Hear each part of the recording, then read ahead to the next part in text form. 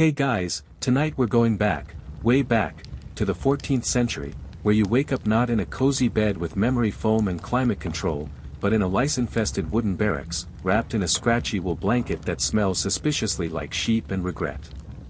Your fellow soldiers are still snoring around you, loudly, some with the kind of nasal horror that suggests a deviated septum. But the horn is about to sound. You're sore from yesterday's march, your muscles ache in new and exciting ways, and your mouth tastes like the inside of a boot. The day is about to begin. And no, you probably won't survive this one. So, before you get comfortable, take a moment to like the video and subscribe, but only if you genuinely enjoy what I do here. And tell me in the comments where you're listening from, and what time it is there. Now, dim the lights, maybe turn on a fan for that soft background hum, and let's ease into tonight's journey together.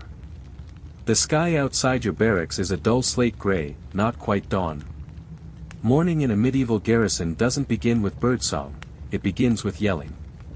Someone's already shouting orders, their voice bouncing off the stone walls like an echo from your worst decision.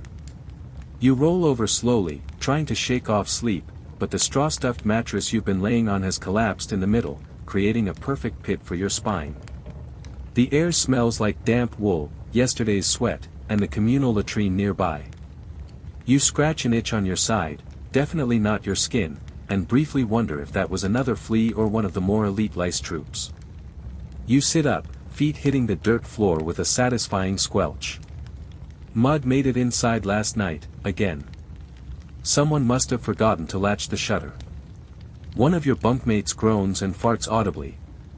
Another smacks his lips and murmurs something about turnips in his sleep. You envy him. Outside, the clatter begins, footsteps, armor being hastily strapped on, the low, angry grumbles of men who haven't had coffee because, well, coffee isn't a thing here. Not for you, anyway. That's for rich merchants and nobles. You're lucky if you get some weak ale and yesterday's crust. You duck your head to avoid a low beam as you shuffle out. Your shoulders brush against your neighbors as you both try to fit through the narrow exit. This place was built for function, not comfort, definitely not for personal space. Outside, the cold hits you like a slap from a disapproving grandmother. It's early spring, but winter hasn't fully released its icy grip. Your breath fogs in front of you, and your hands instinctively find your armpits for warmth. There's no such thing as a personal hygiene routine. The closest you get to a bath is standing in the rain with your arms out. A few men splash freezing water onto their faces from a wooden bucket, more out of habit than effectiveness. You opt not to. The water smells a little off, like it's been reused once or twice too many. A horn blows in the distance, a long, low note that vibrates your already sore molars. That means muster. You shuffle with the others to the parade ground. It's just a flat patch of trampled dirt, ringed by crude wooden fencing.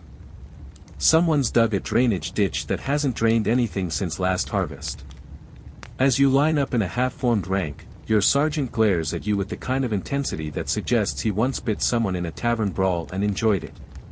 His helmet is dented, and you're pretty sure one eye twitches when he's mad, which is always. On your feet. Back straight. If you can't stand like a man, you'll fall like meat. He roars. There's always a gem like that, and you're too tired to roll your eyes. Now begins the standing part. You stand. You keep standing. And then you shift your weight a little because your left foot's gone numb. Then you're yelled at for moving. This goes on for a while. While you're stuck there, your mind wanders. You think about home. You think about how, somehow, this feels less like an adventure and more like slowly becoming furniture in a cold, angry shed.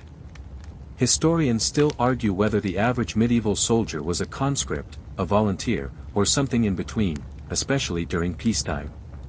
But you signed up for the pay. Which is, to be clear, theoretical. You haven't seen your coin pouch fill up in weeks. You glance to your left and see Thomas. He's missing 3 front teeth and insists he lost them in battle. Everyone knows it was from gnawing on frozen bread. He offers you a wink and a half-eaten dried apple. You politely decline. It's moving. Then there's Gregor, the only guy in the barracks who actually seems to enjoy this life. He polishes his helmet every morning. Literally. He's doing it right now, whispering a song about dragons.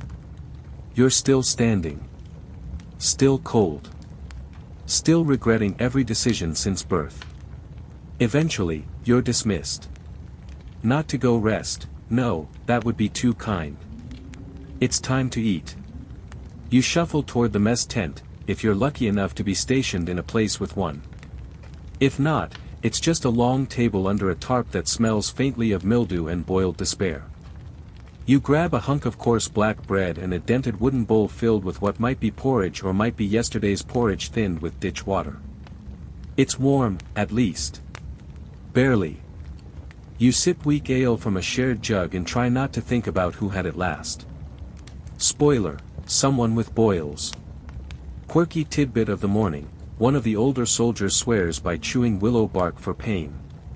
He says it's nature's gift. He also talks to his boots, so take that as you will. Your spoon breaks in the gruel. You sigh. There's a brief moment of quiet. The early sun finally peeks over the garrison wall. It casts long, golden beams across the dirt yard. For a second, it almost looks beautiful. Peaceful, even. Then someone trips over a pig. And the day really begins. You wipe the last bit of porridge off your chin with your sleeve, which is also your handkerchief, your napkin, and on especially rough days, your towel, and get ready for the next disappointing ritual, breakfast that doesn't help. Your stomach is still grumbling, already digesting the pitiful mush like it's worried it won't see food again until next week. Which, if supply lines get any worse, might actually happen. You lean against a damp post while your comrades shuffle around, some still chewing, some pretending to chew so they don't get ordered into an early chore. You hear the unmistakable sound of someone gagging quietly behind the latrine tent. Apparently, the salted fish this morning didn't agree with them. It's not unusual. Even the camp cats, those rat-chasing little warriors, refuse the leftovers.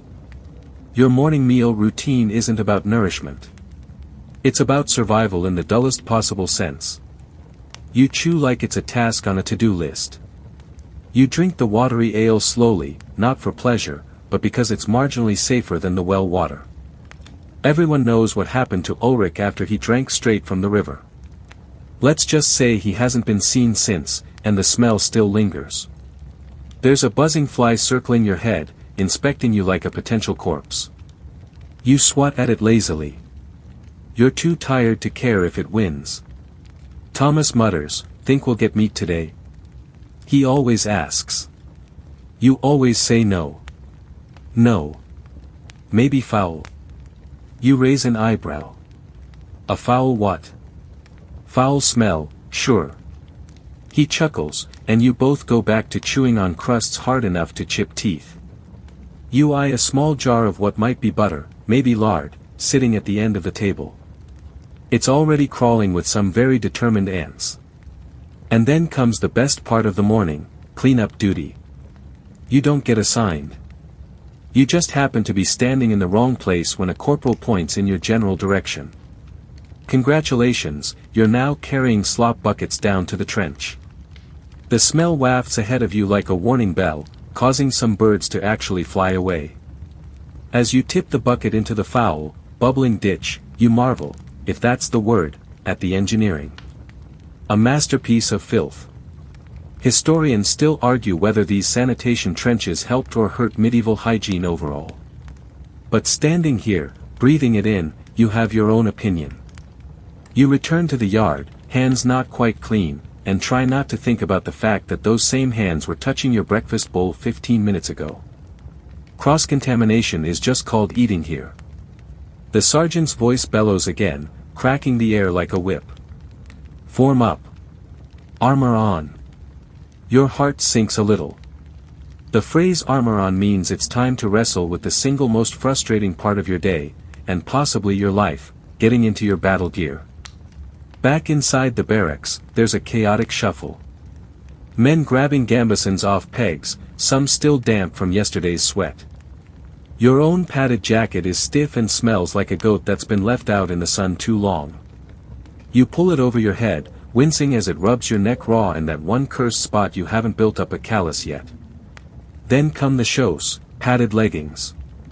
These were clearly not designed with comfort or dignity in mind.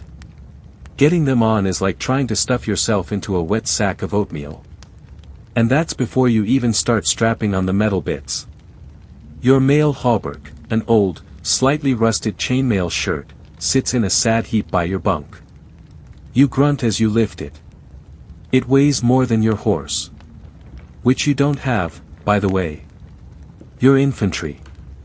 If you had a horse, you'd also have a better bed, better food, and probably less lice. Mail on, then the surcoat, then the helmet, which you swear is slightly crooked no matter how many times you adjust the strap. Your vision is now limited to 2 tiny slots, your breath echoes like you're inside a bucket, and the itch on your nose.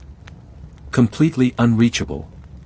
Quirky side note, some soldiers in this era used pig fat under their armor to reduce chafing. You tried it once. You're still not sure if the rash was from the fat or from the pig's revenge. Gregor walks by, fully armored and smug. He nods at you like a knight might acknowledge a beetle. His armor is newer, shinier, and you suspect he polishes it while everyone else sleeps. He also wears a red feather on his helmet for flair, which seems more like a target.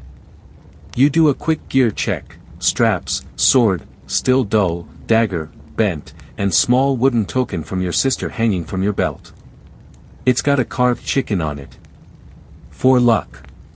You'll take anything at this point. Your unit assembles again, now clanking instead of shivering. The weight of the gear is excessive. It presses down on your shoulders, grinds against your hips, and pinches your collarbone every time you take a deep breath. And the worst part? You haven't even moved yet. Somewhere nearby, a bard is strumming a lute, singing about the glory of battle. You'd like to strangle him with a shoelace. If you had shoelaces. As you clunk forward in formation, your stomach reminds you that the bread did nothing. It echoes like an empty drum beneath your mail. 1 foot in front of the other, you march toward the training yard, where the real fun begins. Oh, and here's your historical fact for the day. A full suit of armor could weigh anywhere from 40 to 60 pounds. That's like carrying a 3rd grader made of knives. All day. Every day. As the yard comes into view, you brace for impact, not from an enemy, but from another morning of sweat, blisters, and bruises disguised as drills. You glance up at the sun, now fully above the horizon, and realize with some horror that it's still early. Very early. And it's going to be a long, heavy, loud, and itchy kind of day. The first thing you hear when you enter the training yard is the unmistakable clang of iron on iron. It's a harsh, metallic rhythm, clang, pause, grunt, clang again. Like someone dropped a kitchen on a staircase and then hired it to teach swordsmanship. The yard is already swarming with other soldiers, all half-dressed in armor, all half awake, and all fully miserable. You shuffle in, the chainmail digging into your shoulders with every step. It doesn't sit right today, though, to be fair, it never does. Someone once said it would mold to your body over time. You suspect that person now haunts an outhouse somewhere. There's dust in the air. Fine, dry dust kicked up by boots, swords, and the occasional soldier falling flat on their face. It gets in your nose, your eyes, and somehow under your helmet. You sneeze inside the helm, which causes an alarming echo and earns you a pitying glance from a nearby archer. Today's drill is called formation and endurance. Which basically means, walk in a line, sweat a lot, and try not to stab the guy next to you accidentally. The sergeant is already barking instructions as he paces like a wolf among sheep. His voice has the subtle warmth of a blacksmith's hammer. Form up. Shields on the left. Left, you mules, not your other left. You reach down, grip your kite shield by its leather strap, and hoist it up. Your shoulder groans. This thing feels heavier every time you pick it up. Probably because it is, your buckle's frayed and the wood's waterlogged. You keep meaning to fix it. You also keep meaning to get new socks. Neither is happening. You line up between Thomas and Gregor. Thomas is already wheezing. Gregor is standing straight like a statue carved out of smugness. Forward, march. And so begins the loop around the yard. You march with your shield up, spear out, trying to remember to keep your left side forward and your knees bent. The guy behind you keeps stepping too close. You can feel the point of his practice spear poking your backside like an impatient goose. Then come the maneuvers: turn, close ranks, raise shields, brace. Over and over. Your arms burn. Your legs burn. Your soul burns. The only thing that doesn't burn is your enthusiasm, which died somewhere between the third and fourth blister. Quirky tidbit: some soldiers used to line their helmets with moss to keep sweat out of their eyes. You tried that once. It worked until a beetle fell onto your forehead mid-drill. Now you go bare. The sergeant yells again. This time it's about speed. Or the lack thereof. A snail would outpace you lot. A drunk, wounded snail. To demonstrate his disappointment, he chucks a wooden javelin at the ground. It bounces and hits a poor lad in the ankle. The lad yelps but doesn't break formation. That's what counts, apparently. Next up, partner drills. Sparring. You turn to Thomas, whose face looks like he's trying to remember if he signed a will. You both raise your wooden swords, already splintered from weeks of abuse. You touch tips of your swords, mind you, as a signal, then begin. Whack. Parry. Thud. Thomas swings wide, and you catch him in the ribs. You both grunt, him in pain, you in satisfaction. You switch off between attack and defense, sweating profusely, your gambeson now sticking to your back like a damp sponge. The armor rubs in places it really shouldn't. Inside your helmet, the air is thick and humid, and your breath sounds like a dying bellows. Then comes Gregor. He offers a condescending smile as he steps into the circle. His movements are clean, precise. He flourishes his blade before lunging. You block, barely. Then again. Then he fakes a strike and taps your helmet with the flat of his sword. Dead, he says. You sigh. Can't wait to haunt you. And then, from behind, the sergeant: if this was a real battle, you'd be decorating a pike. You resist the urge to say something clever. You like your teeth, what's left of them. You rotate through a few more partners. One nearly dislocates your shoulder. Another drops his sword and apologizes by tripping over your foot. It's chaos, but structured chaos. Like a group of angry toddlers learning ballet, with knives. Historians still argue whether training like this actually prepared soldiers for real battle, or just broke their spirits into more manageable pieces. You suspect it's both. Eventually, mercifully, there's a break. You collapse onto a bench made from what used to be a door. Your back cracks like firewood. You remove your helmet and wipe your forehead with the inside of your sleeve, which is somehow both damp and crusty. Someone hands you a water skin. You don't ask what's in it. You drink. There's a lull in the noise. For a moment, you hear the wind. Birds. The distant clatter of a blacksmith's hammer from the forge. A dog barking at absolutely nothing. It's almost peaceful. Then someone yells incoming. And a clump of mud hits you square in the chest. Laughter erupts from the younger recruits. The sergeant doesn't stop it. He might even be smirking. You glare, but you don't get up. You're too tired. You let the mud slide down your armor and into your boot. It's noon now. The sun is high. The yard smells like sweat, iron, and bad choices. Your arms ache, your neck itches, and your tunic is stuck to your back in a way that defies physics. You look down at your hands. Blistered. Calloused. One nail is turning purple. You flex your fingers and wonder, for the 100th time, if you should have just been a thatcher. But then again, you wouldn't have these stories. Like the time Peter tried to joust a tree. Or when someone brought a chicken to training, claiming it could predict weather. You rise. Another round of drills is coming. You can hear the sergeant's boots. You sigh. Pick up your sword. And keep going.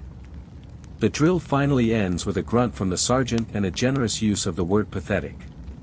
You're dismissed, though it feels less like freedom and more like a brief parole.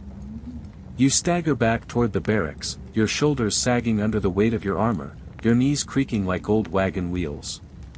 But you don't get far. A quartermaster with a clipboard, well, a board and a piece of goat parchment, waves you over. His face is locked in a permanent expression of disappointment, like he just found out you lost a sword he never gave you.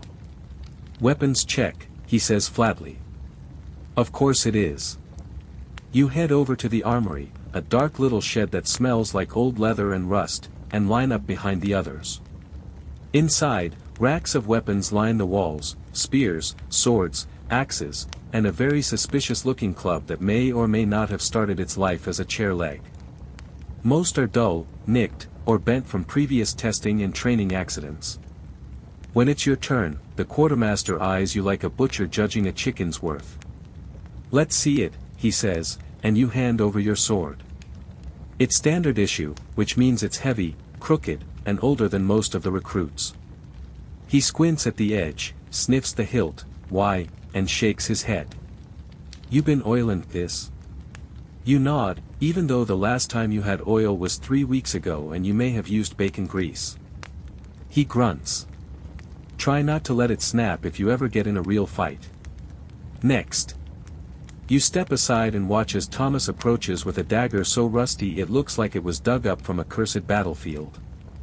The quartermaster doesn't even blink. Nice patina, he mutters. Very, historic. You're supposed to maintain your own gear, but when your rations are thin and your coin pouch thinner, you improvise. You've sharpened your sword on a brick. You've used wine to clean your blade. You've tied your scabbard together with horsehair, once. Desperation breeds innovation, or at least mild embarrassment. You head over to the weapons rack for a replacement spear. The one you had last week snapped during drills when Gregor accidentally tripped you. The new one you pick out isn't exactly new. The wood is splintered, the tip slightly bent. You give it a shake. It wobbles like a tired tree branch. Perfect. There's a quiet hierarchy in the weapon world. Swords are symbols of status. The knights polish theirs until they reflect the sun right into your corneas. You, a lowly foot soldier, get issued what they call sturdy equipment. That means anything that hasn't actively disintegrated. Historians still argue whether foot soldiers ever had access to quality weapons during campaigns or whether they just used whatever fell out of a dead man's hand. You suspect the truth is somewhere between it was handed out and we looted it from a corpse we tripped over. Gregor saunters by with a long sword so well balanced it practically sings when drawn. He polishes it daily. Has a name for it too, Lady Thorn. You tried naming your dagger once, but Stubby didn't quite strike fear into the hearts of your enemies. As you test the new spear's grip, a passing sergeant smacks the haft with his baton, just to see if you flinch. You do. He nods approvingly and walks on. You settle onto a bench near the smithy where you can watch the blacksmith at work. Sparks fly as he hammers a blade into shape. It's mesmerizing. You wonder if he ever gets to make anything decorative or fun, like a fancy goblet or a dragon-shaped lantern. But no, it's all swords and arrowheads and occasionally, an emergency cooking pot when someone dents theirs. Quirky tidbit of the day, some swords from this era had inscriptions on the blade, not for magical reasons, but to distract people from how unevenly they were forged. You once saw one that just said help down the middle. Not reassuring. Next up, weapon maintenance. You grab a sharpening stone and a rag and begin the time-honored ritual of pretending to maintain your blade while mostly sitting and complaining about Gregor. You scrape the edge slowly, rhythmically, until it's less dull. Not sharp, exactly, just less terrible. Nearby, two men argue over whose halberd is better. One boasts about his Bohemian steel, the other claims his has real northern balance. They both lose grip mid-swing and send their weapons flying into the pig trough. The pigs are unimpressed. Then comes the inspection. A minor noble, wearing a hat that looks like it was made from a goose and a curtain, struts through the armory row. He doesn't touch anything, just points. That one's chipped. That one's too short. That one's sticky. He frowns at your spear. Bent, he says, and moves on. You bite your tongue and think about exactly how much you'd enjoy poking him with said bent spear. Once the inspection ends, you're finally allowed to leave. You walk slowly, sore from drills, hands dirty with grease and soot. You glance at your blade and shrug. Good enough. You head toward the practice range. It's little more than a strip of churned-up dirt lined with wooden dummies that have seen better days, and better heads. Some are missing limbs. One has a face painted on it with what looks like berry juice and a sense of vengeance.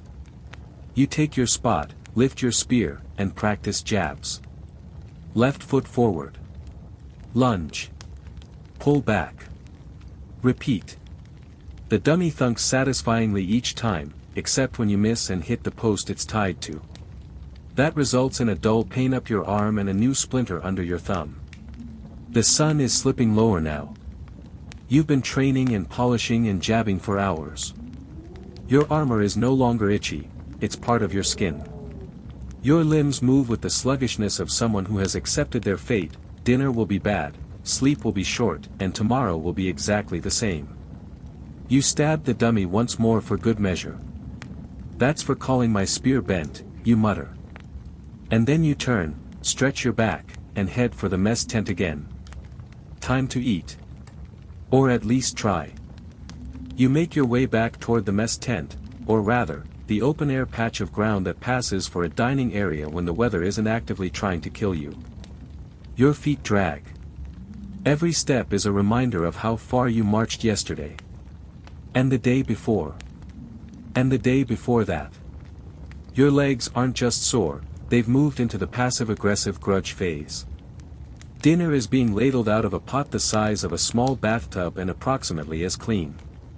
The cook, a man named Dob, short for something no one remembers, grunts as he scoops a grayish stew into your wooden bowl. You don't ask what's in it. You already know you don't want to know. You sit on a log next to Thomas, who is staring into his bowl with the same expression you've seen men wear while staring into battlefields. I think it's got beans, he says. It also moved when I stirred it. Could be just enthusiastic beans. You both try eating it anyway, because the alternative is hunger, and hunger always wins. The first bite is warm. That's the nicest thing you can say about it. There's a slim chance it was meat, once. Possibly rat.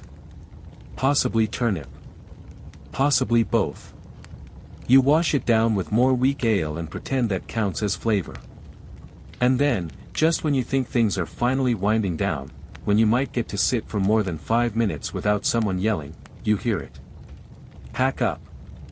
We march. No one groans out loud, but you all do it internally in perfect harmony. You've barely had time to blink when the orders start trickling in: pack light, weapons ready, full gear, no questions. You scramble back to the barracks, grab your kit, and begin the familiar ritual of preparing for a forced march. Your pack isn't heavy in theory, but in practice, after a full day of training and disappointment, it might as well be filled with rocks. Inside, spare hose, a crust of bread that's been there since last week, a whetstone, your small wooden token, and a patched blanket that smells of the last 8 places you've slept. You sling it over your shoulder and feel your back protest. Your boots, which were wet all day, are now starting to stiffen. You know the blisters are already forming in secret, plotting your downfall. The column forms up outside the palisade, under a sky that's just starting to blush with sunset. You're moving east. The sergeant doesn't say why. He never does. Could be a patrol. Could be a reposition. Could be that someone forgot to deliver a message and now everyone's paying for it. You set off at a steady pace, too slow to be urgent, too fast to be comfortable. The road is a rutted track, still damp from last week's rain. Mud sucks at your boots with every step, like the earth itself is trying to drag you back to bed. Marching in armor is its own special form of medieval punishment. The chainmail shifts with every step, slowly sawing at your collarbone. Your thighs are rubbed raw where your leggings pinch. And the shield keeps bouncing awkwardly against your hip, no matter how you adjust the strap. You settle into the rhythm. Left, right, left. Try not to trip. Don't fall behind. Don't think about your feet. Don't think about your spine. Don't think about your stomach, which is now making sounds like a dying sheep. A crow caws above. You look up, squinting at the orange-pink sky. It's beautiful in that detached, uncaring way nature tends to be when you're covered in sweat and regret. Thomas leans over and mutters, "If I die out here, tell my wife I blamed the cook." Pretty sure she already knows. Further down the line, someone starts singing a marching song. The kind with too many verses and some very questionable rhymes about sheep. You hum along out of habit. Anything to distract you from the fact that your right boot has started to come apart at the toe. Mainstream fact time, marching was the backbone of medieval armies. A force could cover 15 to 20 miles a day on foot if conditions were right. And if the men weren't, say, malnourished, underslept, and dragging armor like grumpy turtles. The terrain gets rougher as the sun dips lower. Stones nod at the path, and you begin that painful shuffle sidestep dance to avoid twisting your ankle. One of the newer recruits trips and faceplants into a puddle. No one laughs. You've all been there. An hour passes. Then two. The stars start to blink into view, faint and cold. The moon climbs up from behind a ridge like it's watching to see who's going to give up first. Quirky tidbit, some soldiers swore by singing to their boots to keep the leather from cracking. You try humming to yours quietly. It doesn't help. You march on. Your legs go numb, then hot, then numb again. You think about stopping. But you don't. No one does. That's the thing about the medieval soldier's life, there's no off. You're always either preparing to fight, fighting, or recovering from one and pretending you don't hear the next call. Eventually, mercifully, the order is given to halt. You slump down beside the road, not even caring what you're sitting on. Rock, grass, or a strategically placed pile of something awful, it doesn't matter. You don't remove your gear. That takes energy. Instead, you lean back, stare at the sky, and feel your heart pound against the inside of your chest like it's trying to file a complaint. Historians still argue whether medieval soldiers were truly conditioned for this life, or just constantly in a state of dull, aching survival. You're leaning toward the second option. Someone passes you a chunk of dried meat. It's tough, chewy, and may contain a splinter. You gnaw it anyway. And just like that, you're told to stand again. Camp's not here, it's just ahead. You groan as one, a chorus of shared suffering. The road stretches on into the dark. And so do you. You wake to the soothing sound of someone screaming. Not the piercing, battlefield-style shriek, this is the dull, resigned howl of a man who's just discovered that his thigh is one big purple bruise shaped exactly like Gregor's smug longsword. It's still dark, the campfire only a few red coals, and you remember, with the clarity of a man being poked by pain itself, that today is injury drill day. You sit up. Everything hurts. Your ankles feel like they were replaced with rusty hinges. Your back feels as though a mule spent the night performing interpretive dance on it. You try to rotate your shoulder and hear a crunching noise reminiscent of stale bread. Great. The sergeant did promise that last night's forced march would loosen you up. Turns out, he meant loosen all your joints. The whistle blows, 3 sharp notes that make every nerve ending in camp contract in fear, and you scramble to your feet. Helmets on, weapons in hand, line up. Someone groans, if we're lucky, maybe we'll only lose a finger this time. Small mercies. The training yard is lit by torches that cast jittery shadows over pels, those upright posts you've been whacking for weeks, and fresh straw dummies positioned like very patient spectators. The ground is sticky with yesterday's rain and yesterday's blood. You take your place opposite Thomas, who is favoring one leg and trying to remember if today is the feast of a saint of broken bones. Spoiler, there isn't one. Warm up. The sergeant bawls. 50 shield presses. You raise your kite shield overhead, press up, lower, repeat. By 10, your arms are noodles. By 20, you've promised your left shoulder a vacation if it just stays attached. By 40, the jokes start. On the bright side, if we drop dead, we'll be excused from latrine duty. I'd clap, but my hands fell off at 37. Does anyone else taste copper, or is that just breakfast making a comeback? No one laughs so much as wheezes. Laughter requires oxygen you no longer own. Warm-up ends, and immediately you're paired off for sparring with practice weapons, a kind word for blunted lumps of metal that bruise instead of slice. Gregor twirls his like a parade baton. You and Thomas square up, swaying like tired trees. Try not to aim for my face, he mutters. You nod, consider it, and accidentally hit him on the hip instead. He yelps, you apologize, the sergeant yells that apologies are for after someone wins. Clang, parry, thud. The impacts travel up your arm into your spine.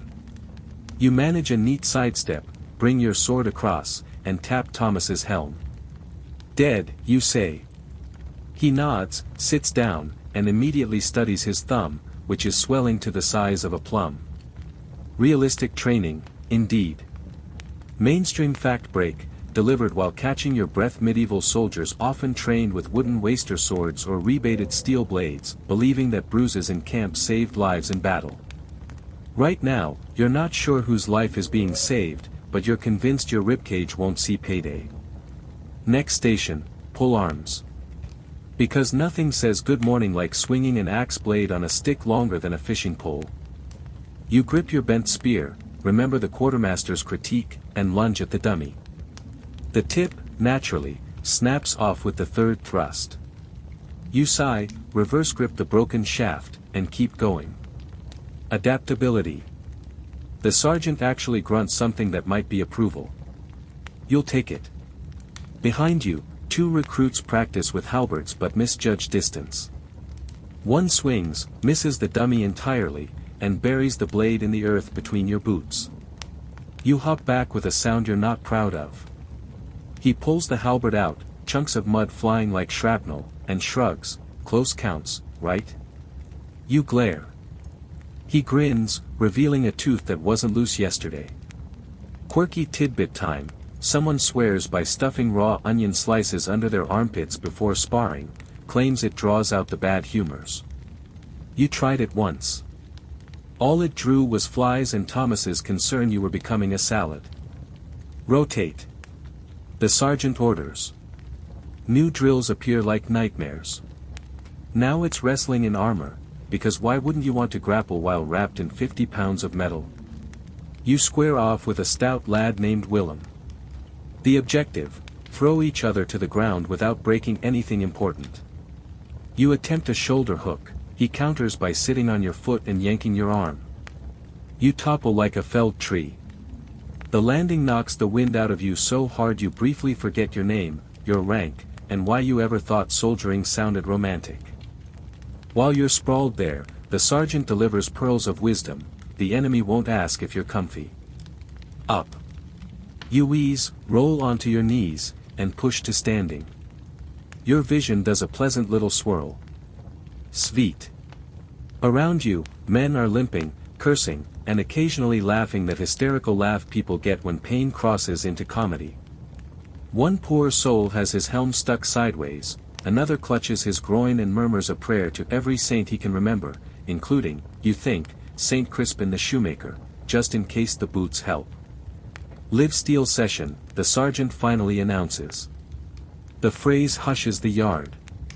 Dull blades bruise, but sharp ones do what sharp ones do. You line up at a safer distance now, partnered with dummies hung with pig carcasses. Because evidently that's the logical progression: breakfast, bruises, then bacon effigies. You draw your actual sword, bent edge, bacon-greased maintenance and all. You take a breath, swing, and feel the blade bite into pork. It's satisfying in a grim way, like chopping firewood that squeals. Fat spatters your sleeve. Gregor, 3 stations down, cleaves clean through his carcass in one dramatic arc show-off. Historians still argue whether such grisly drills truly prepared soldiers psychologically or merely desensitized them. You decide it's both, you're horrified, and yet you're oddly focused. The sun edges higher, turning armor into ovenware. Sweat pools in your mail coif, drips down your neck, mingles with, yes, you guessed it, pig fat. Lovely.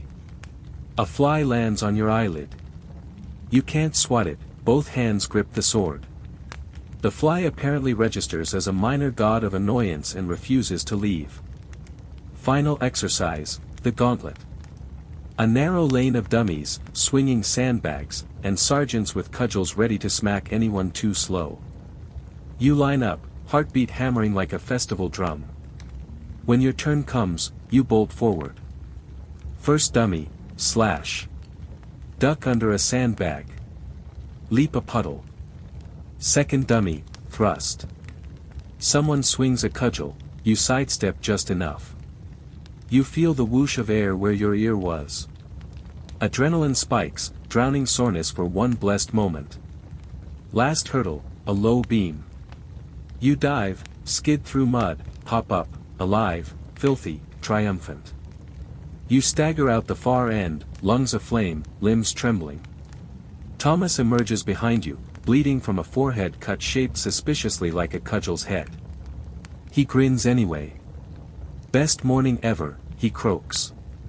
You laugh, actually laugh, and your ribs remind you not to do that again. The sergeant calls the drill finished. Clean weapons and yourselves. If you can find water. Cheers to high standards.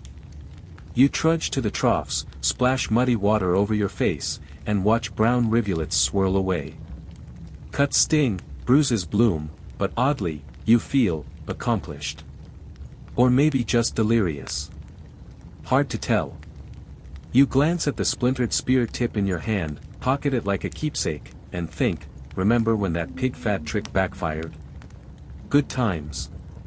And tomorrow, you'll do it all again, because the enemy won't pity tender skin, and neither will the sergeant. You'd like to say the hardest part of soldiering is the marching. Or maybe the sparring. Or possibly the near-death experiences at the hands of someone wielding a polearm like a garden rake. But no, it's this, camp life. Imagine a small village built by people who've never actually seen a village. That's your camp.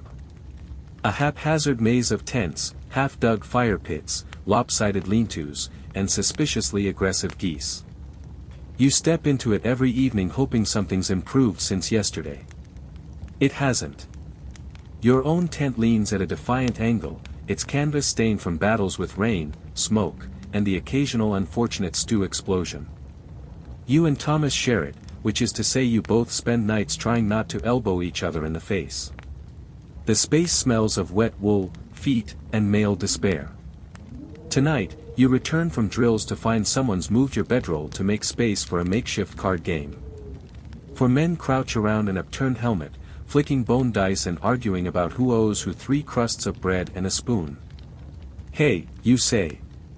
One of them gestures toward the pot nearby. Stew's hot. Kind of. You poke your head into the pot. Floating chunks of root vegetable stare back at you like prisoners asking for parole. You're too tired to argue. You ladle some into a bowl, grab your blanket, and drop down beside the fire pit. The fire crackles gently. A rare luxury. You stretch your legs, crack your neck, and settle into that uniquely uncomfortable sitting position only soldiers and travel-weary goats ever truly master. Camp is alive with murmurs. Somewhere, someone's tuning a lute, or failing to. 2 tents down, a man is loudly debating the legality of stealing someone's boots if they're too drunk to notice. The man in question is, indeed, asleep barefoot. You decide not to get involved. You sip your stew. It's vaguely warm and vaguely edible, 2 things you no longer take for granted. There's something crunchy in it, and you're choosing not to investigate. Whatever it was, it had the texture of old cabbage and the flavor of boiled regret. As you lean back, you stare up at the sky.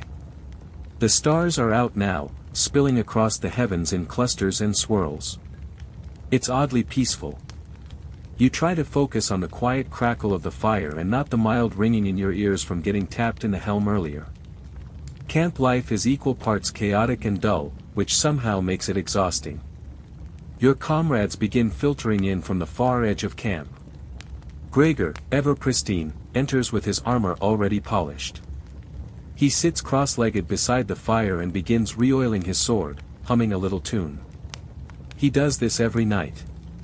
No one knows what the song is. No one wants to know. There's a theory it's a lullaby for weapons. Thomas plops beside you with a groan, his bowl overflowing with stew. They actually had meat tonight, he says. You stare. In yours? Maybe. Or a rock. I'm just happy you choose differently.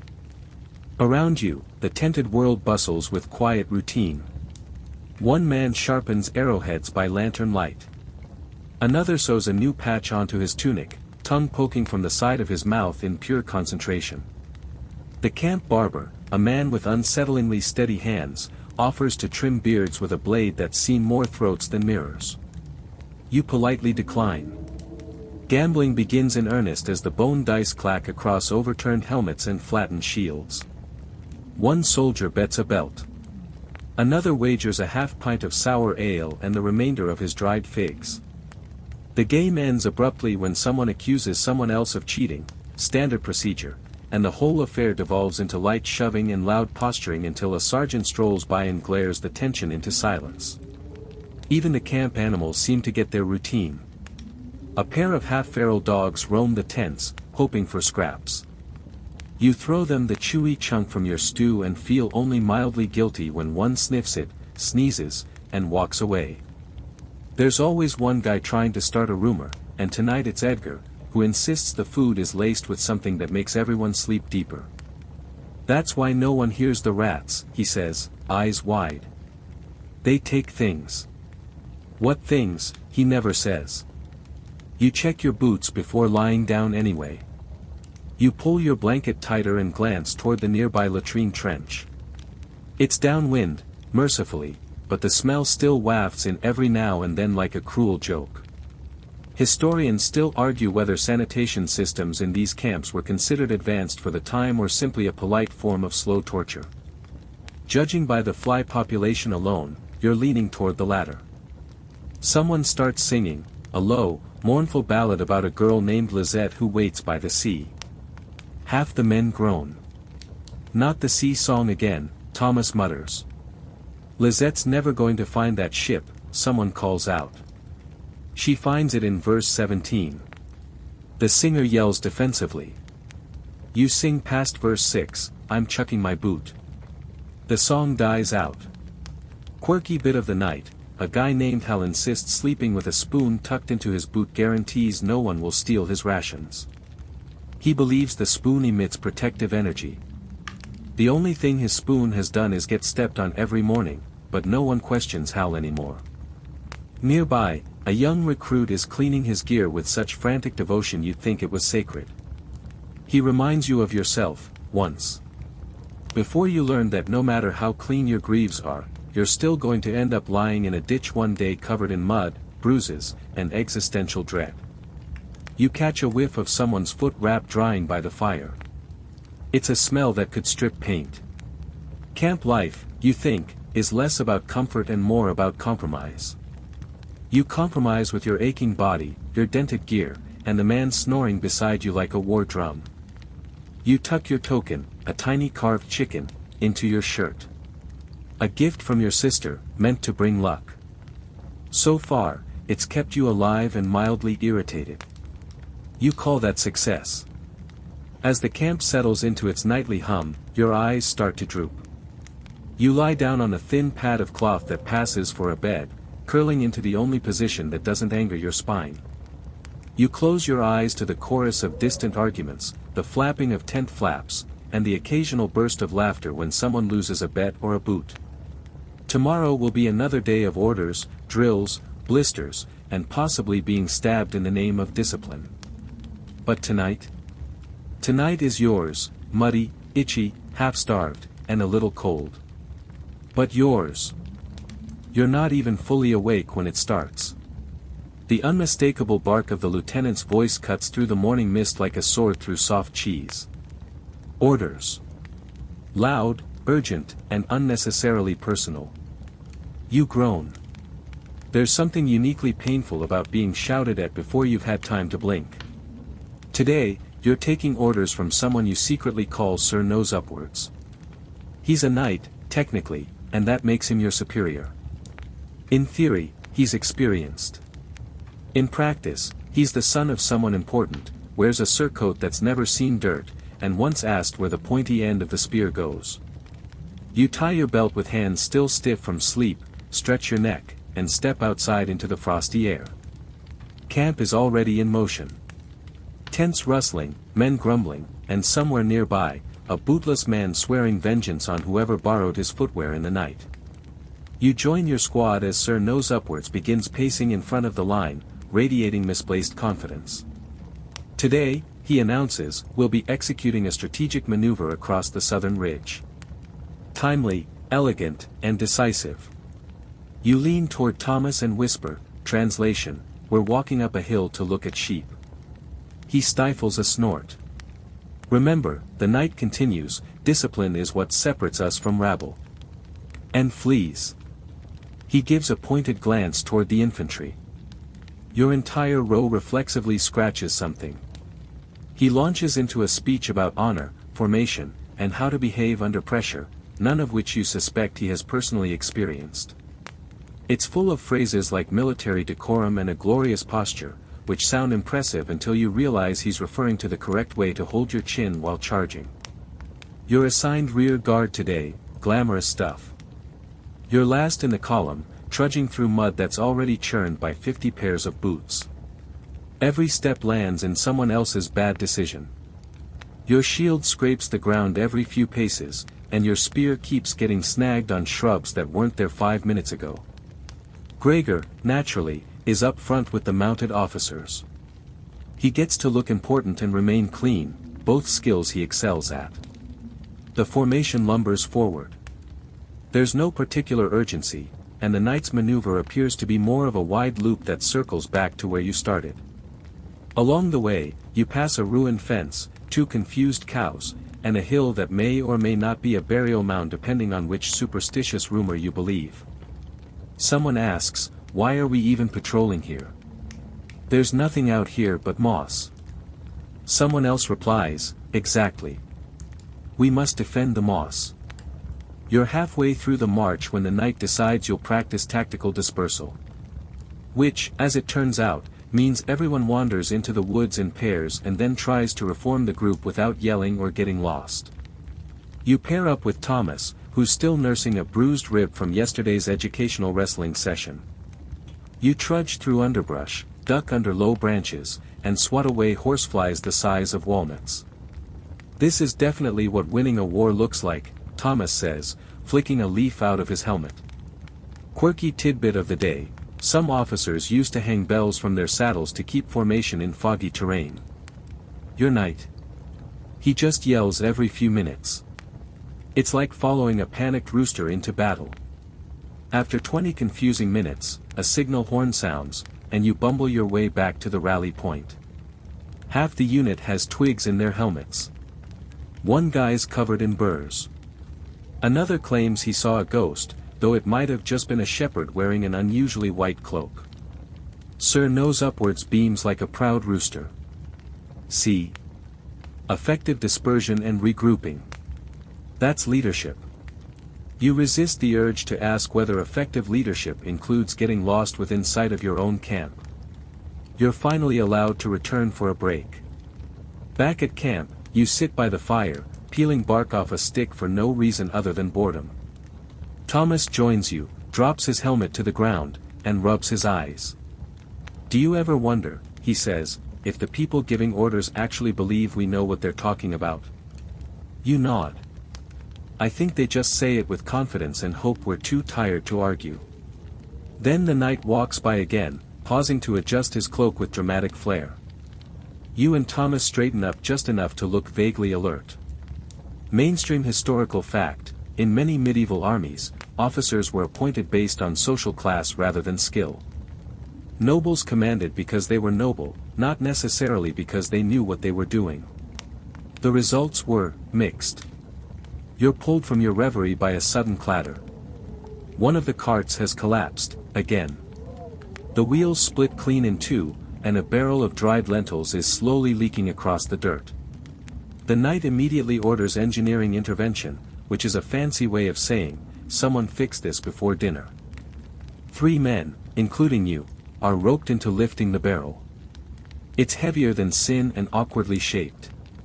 You groan as you roll it upright, lentils crunching underfoot. "You'd think," Thomas mutters, "someone would invent a rounder barrel. That's just a ball. I'd eat a round ball if it got me out of this."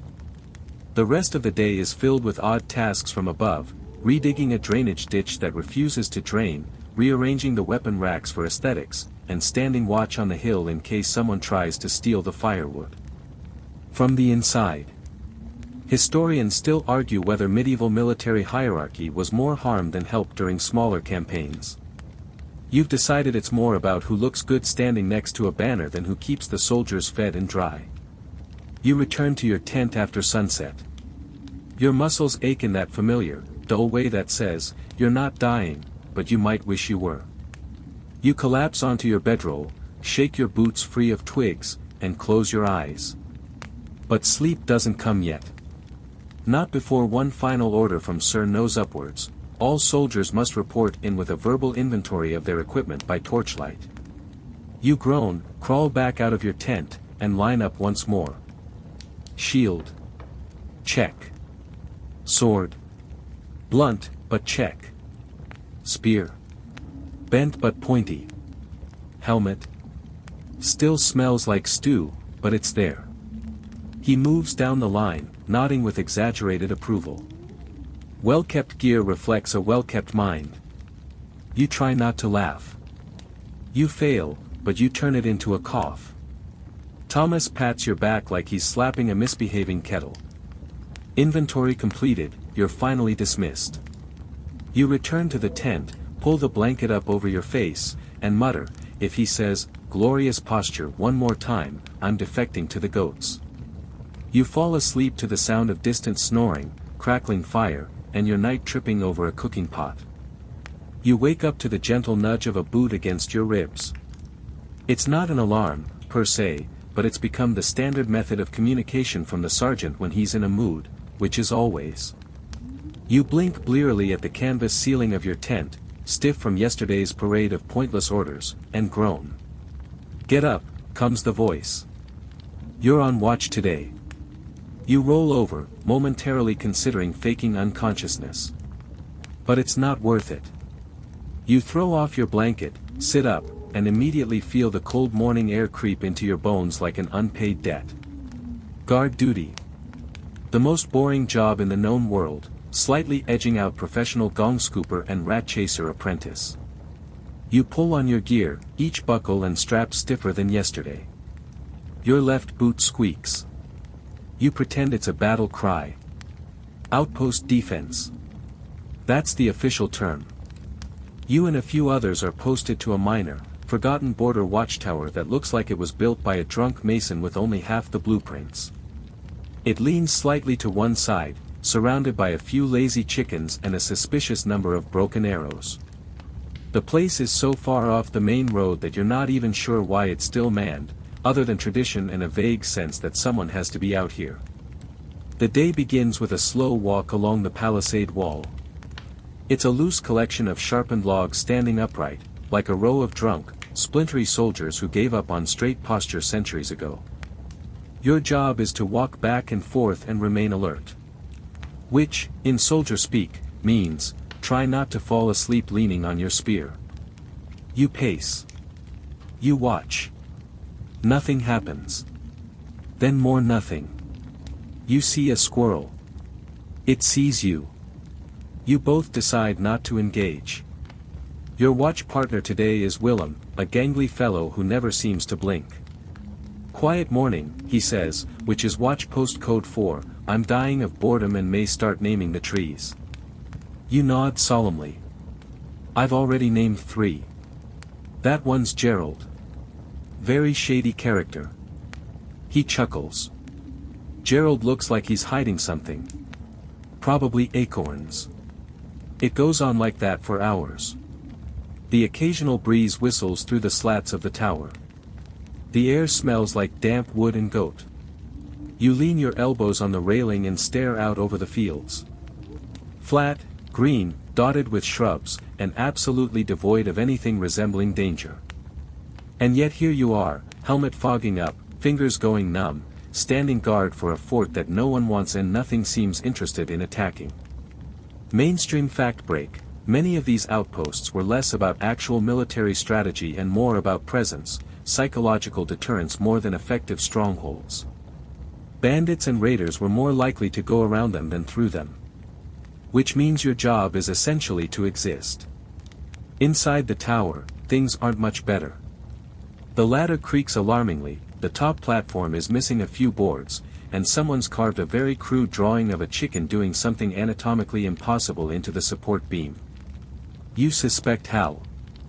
You pass time playing a game with Willem called What's That Cloud, which mostly consists of creative ways to describe sheep-shaped clouds and pretending one of them looks like a fully armed cavalry. Lunch arrives in the form of a small bundle wrapped in cloth. Hard cheese, harder bread, and an onion so sharp it makes your eyes water before you even bite it. You nibble like a squirrel, mostly just for something to do. Then come the chickens. Yes, chickens. They live near the base of the tower and seem to think they own the place. One of them stares at you for an hour straight, pecking methodically at your boot whenever you pause too long in one spot. You try to shoo it. It shuffles closer. You stare back. It blinks. You blink. Battle of wills. You lose.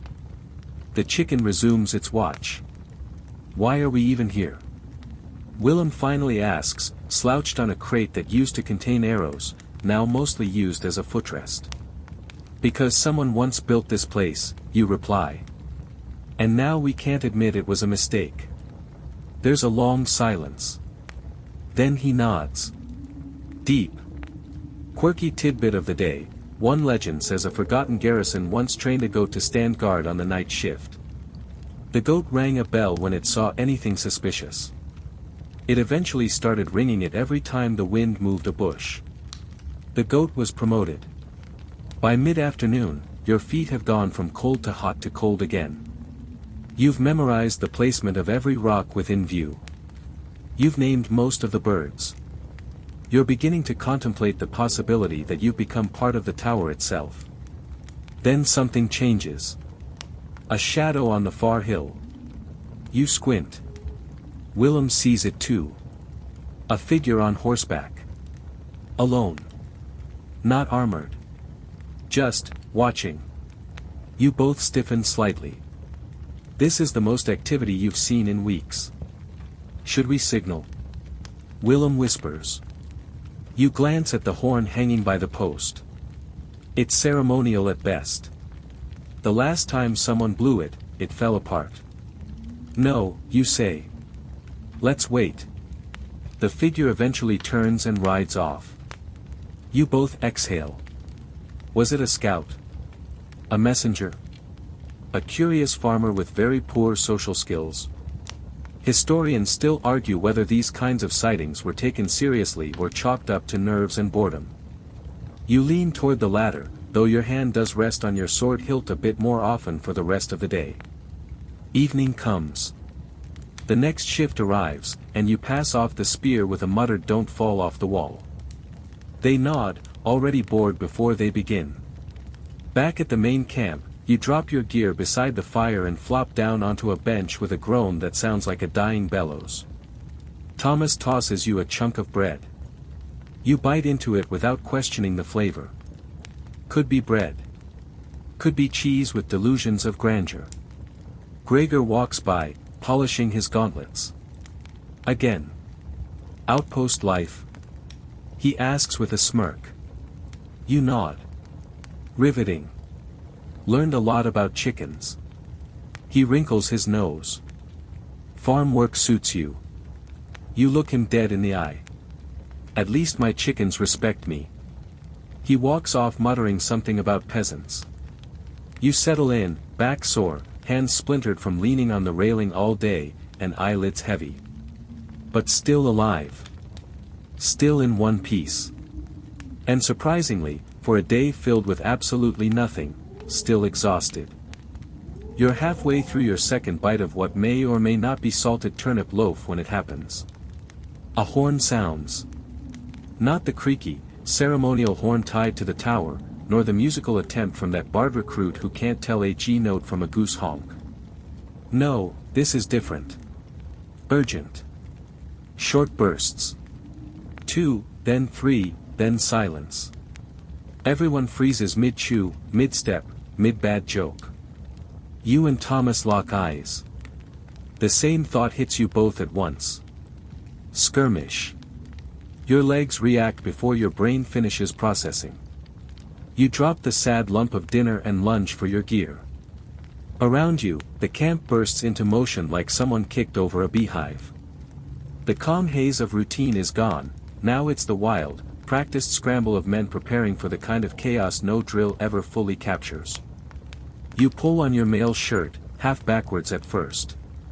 You twist, wrestle it straight, then buckle your belt tighter than usual. Your sword is dull, your spear is splintered, but they're yours. The shield, still dirty from yesterday's patrol, gets slung onto your back as you rush toward the rally point. North Gate. The sergeant shouts. Shields forward, archers on the ramparts. Move. You move. The skirmish itself is still distant, yet the tension grips you like a winter wind. Shouts ring out in the dark. The clatter of boots. The hiss of arrows being loosed, unseen. You reach the gate and take your position in the second line, heart hammering against your ribs like it's trying to desert before the rest of you.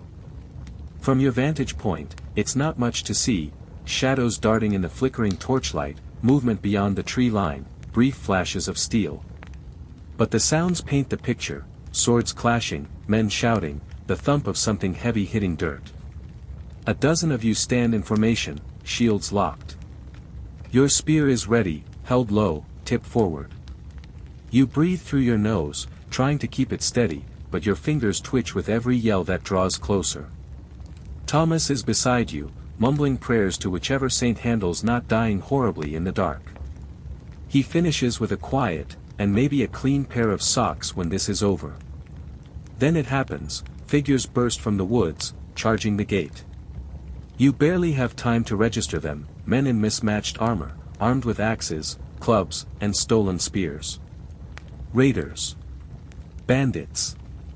Not an organized army, but dangerous in the way that cornered wolves are. Arrows whistle overhead as your archers let fly. One of the raiders drops mid-stride, another stumbles but keeps coming. Then they hit the line. The first impact is jarring. You brace behind your shield as a body slams into it. The vibration jolts your elbow, your shoulder, your entire spine. You push back, hard. Your spear jabs forward and strikes something, a shoulder, you think. You hear a grunt. Someone screams. It's chaos. The formation breaks slightly. You step sideways to fill the gap. Your sword is out now. You swing, parry, push, swing again. You have no idea if you're hitting anything important or just flailing with determination.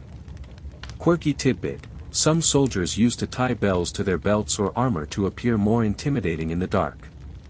One of the raiders tonight must have done that. You hear jingling with every slash. It's not scary. It's bizarre. Like fighting a murderous court jester. Thomas gets shoved back. You lunge to support him, catch a glancing blow to the helm for your trouble. Your ears ring. The world spins. You recover. Barely. The skirmish lasts minutes, but feels like hours. When the horn blows again, a long, rising note, it signals retreat. The raiders melt back into the darkness. They don't linger. They weren't trying to take the fort, just test it. Rattle it. Take something. You're left panting, bracing yourself against the gate, sword limp in one hand, the other gripping your ribs where you're already bruising. The aftermath is always the worst part. The silence after violence. The ground is littered with dropped weapons, a few bloodied bodies, some of yours, some of theirs, and bits of gear that no one has the energy to collect. Archers descend the ramparts.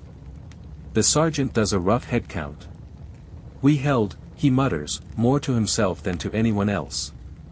You and Thomas stagger back toward camp. Your feet feel like stones. You collapse near the fire pit, armor still on, too tired to remove it. Someone hands you water. You drink without thinking.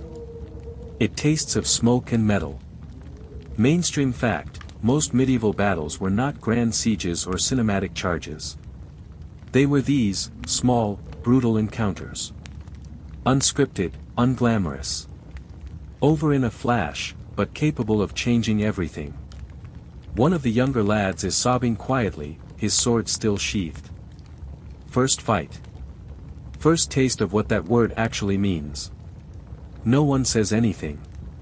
You just sit together in the dark, letting the fire warm your faces while the adrenaline fades. Eventually, you find the energy to remove your helm. Your hair is damp. Your cheeks are streaked with soot. Your nose is running. You wipe it on your sleeve without ceremony. You stabbed anyone? Thomas asks. Maybe. Might have been a tree. He nods. Better than stabbing yourself. The night crawls on. The bodies are moved. The wounded tended. The rest of you sit in half silence, every snap of the fire like a distant memory of clashing swords. Historians still argue whether these raids were strategic probes or simple pillaging missions. You don't care. All you know is that you're alive. You're sore. And tomorrow, you'll be right back on the wall, staring out into the dark. You lie back, helmet resting beside you, sword still clutched in your hand. Sleep takes you slowly, dragging you down like the weight of the mail on your chest. Not deep, not restful, but enough. You dream of bells. And chickens. You wake up to a thick fog clinging to the camp like a lazy ghost, turning tents into shapeless hulks and men into shambling silhouettes. Every sound is muffled, the snort of a horse, the scrape of a whetstone, the low murmur of conversation, as if the world itself is whispering. Your ribs ache. The bruises from last night's skirmish throb in dull pulses, reminders that yes, you are alive, and yes, that man with the jingling armor had quite the arm on him. You groan as you sit up, peeling your damp blanket off with all the grace of a particularly reluctant corpse. On your feet, barks a nearby voice, because of course. Your sergeant is already pacing, calling for a supply tally and assigning chores. But this morning, the mood is different. Quieter. Slower. There's a heaviness in the air that even the sergeant doesn't bark through. There are wounded to tend. You make your way to the makeshift infirmary, a series of mismatched tents stitched together from canvas and hope. Inside, the smell hits you, sweat, iron, and too much vinegar. Blood is everywhere. Not in buckets, not splashed across walls, but soaked into bandages, staining hands, pooling under cots. Thomas is there already, helping one of the healers, a wiry old man with more beard than patience, clean a nasty leg wound. He caught a blade to the thigh, Thomas mutters, nodding toward the unconscious soldier. Didn't bleed out. Lucky. You nod, grabbing a cloth and heading to the next cot. The man there is awake, biting a piece of leather to keep from screaming as another soldier pours wine over his arm. You take the leather strap from him and hold it tighter. His eyes are wild, but grateful. Better than dying, you offer. He doesn't respond, but the look he gives you says, that's debatable. Today, you're not a soldier. You're a nurse. A squire. A friend. A pair of shaking hands trying to press bandages over wounds you don't know how to treat. Mainstream historical fact, battlefield medicine in the medieval world was mostly about stopping bleeding and hoping for the best. Wine, vinegar, honey, moss, anything that didn't immediately kill you was considered a treatment. You pour wine into a cut that's far deeper than it has any right to be. The soldier flinches, then passes out. Probably for the best. There's a pile of discarded cloth strips in the corner, and you help wring them out before they're reused. You try not to look too closely at what's on them. At some point, the healer mutters about needing more moss. You blink, confused. Yes, moss. Soft, absorbent, often used in the absence of anything better. You and Thomas go to collect some from the forest edge. You walk in silence, baskets on your backs, following a narrow trail just outside camp. The trees are dripping from morning dew. Birds sing, oblivious to the suffering 50 feet away. It's bizarre how peaceful it is out here. I used to do this with my mother, Thomas says suddenly. For the goats. Moss for their bedding. You glance at him. Comforting thought. He shrugs. Better than talking about severed fingers. Fair enough. You find a decent patch and begin gathering. It's damp and earthy, and soon your hands are green and muddy. The task is strangely calming. No yelling. No blood. Just quiet work in the woods, like you're back home, not at war. Quirky tidbit, some soldiers believed applying cobwebs to wounds would speed healing. One even claimed spiders blessed their silk with protection. You tried it once. The spider did not approve. Back in camp, the wounded haven't decreased, but their moaning has dulled. Either the pain's lessened or they're too tired to cry out anymore. You help wrap a man's ribs. His chest rises in ragged, uneven breaths. His eyes are open, glassy. You gently press the bandage down, trying to avoid the broken bone pressing up under the skin. He whispers something you don't catch. You lean in. Tell my son, he starts, but then stops. His eyes drift away. You sit with him until the healer taps your shoulder and moves in. You quietly step back. Later, you help dig a shallow grave. There's no priest, just a few words from the sergeant and a scattering of dirt. The men bow their heads. You find yourself tracing the chicken token at your belt again, suddenly unsure whether it's superstition or comfort. Historians still argue whether the rank and file were treated with dignity in death or simply disposed of. Truth is, it depends on the time, the place, and the number of bodies. But here, today, this man got a name spoken aloud. That's something. You sit by the fire with Thomas afterward, both of you quiet, worn thin by more than just fatigue. They never tell you about this part, he says. Nope, you reply.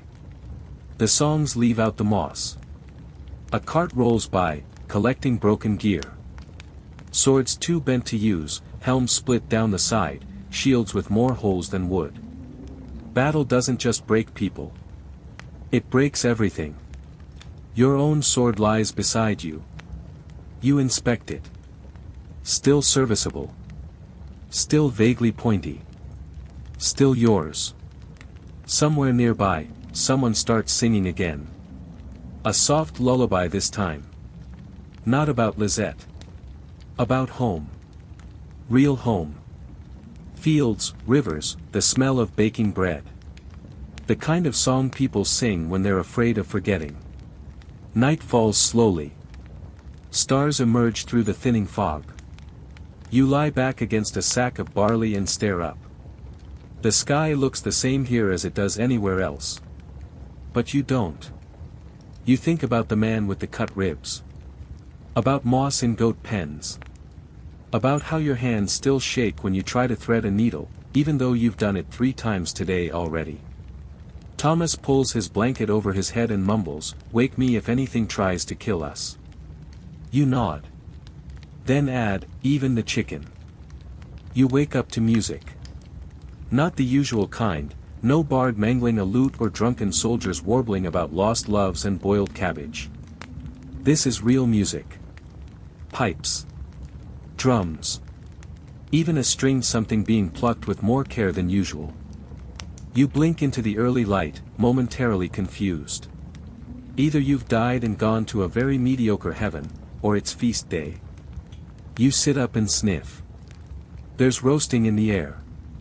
Honest-to-goodness meat. You don't know what kind, but it smells like hope wrapped in grease.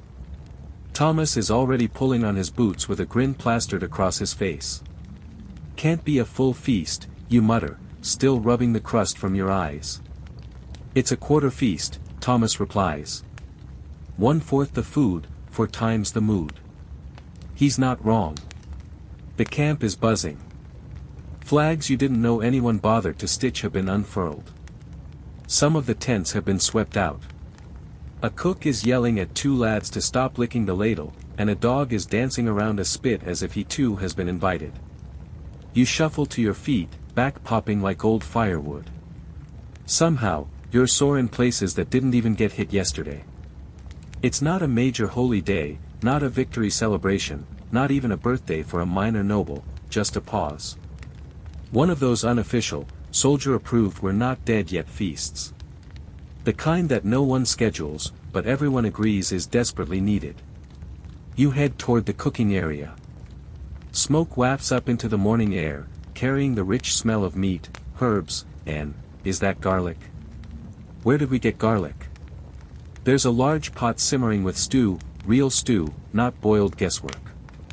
And over the fire, 2 rabbits, 1 chicken, and something large and suspiciously round. Thomas points. That one's either a turnip, or a piglet. You choose not to ask. As midday approaches, the music picks up. Someone's fashioned a drum from an old helmet and a tightly stretched bit of leather, hopefully not boot leather, and is keeping a rhythm that somehow matches the general limp of half the garrison. A makeshift table has been constructed from old shields and barrels. The officers will sit there, of course, but everyone else gathers in messy groups, cross-legged on the ground, wooden bowls and mugs in hand. You take your seat next to Thomas, Willem, and Hal, who's brought his lucky spoon and set it in front of his bowl with the reverence of a man offering tribute to the gods. Then comes the moment, food is served. You're handed a slab of something dark and tender, floating in a broth rich with carrots and small, actual chunks of bread. Not crumbs. Chunks. You stare into your bowl like it's a portal to another world. You take a bite. It's warm. Salty. Possibly meat. You nearly cry. Mainstream historical fact, feasts in military camps were rare, but not unheard of. When supplies were good and commanders felt generous, or guilty, soldiers were given respite. Even the worst army knows, morale is food-based. Around you, the mood lifts. Laughter rolls through the air. Men you haven't seen smile in weeks suddenly remember jokes. One soldier does impressions of the captain. Another pretends to be Gregor by polishing his boot with a turnip while reciting poetry about swords. Even Gregor laughs. Which is more terrifying than the skirmish. Someone breaks into a jig. 2 others clap along, offbeat but enthusiastically. You lean back against a post and sip ale from a cup that was recently a horn. It tastes slightly of beeswax and regret, but it's strong enough to make you forget both. Thomas raises his bowl.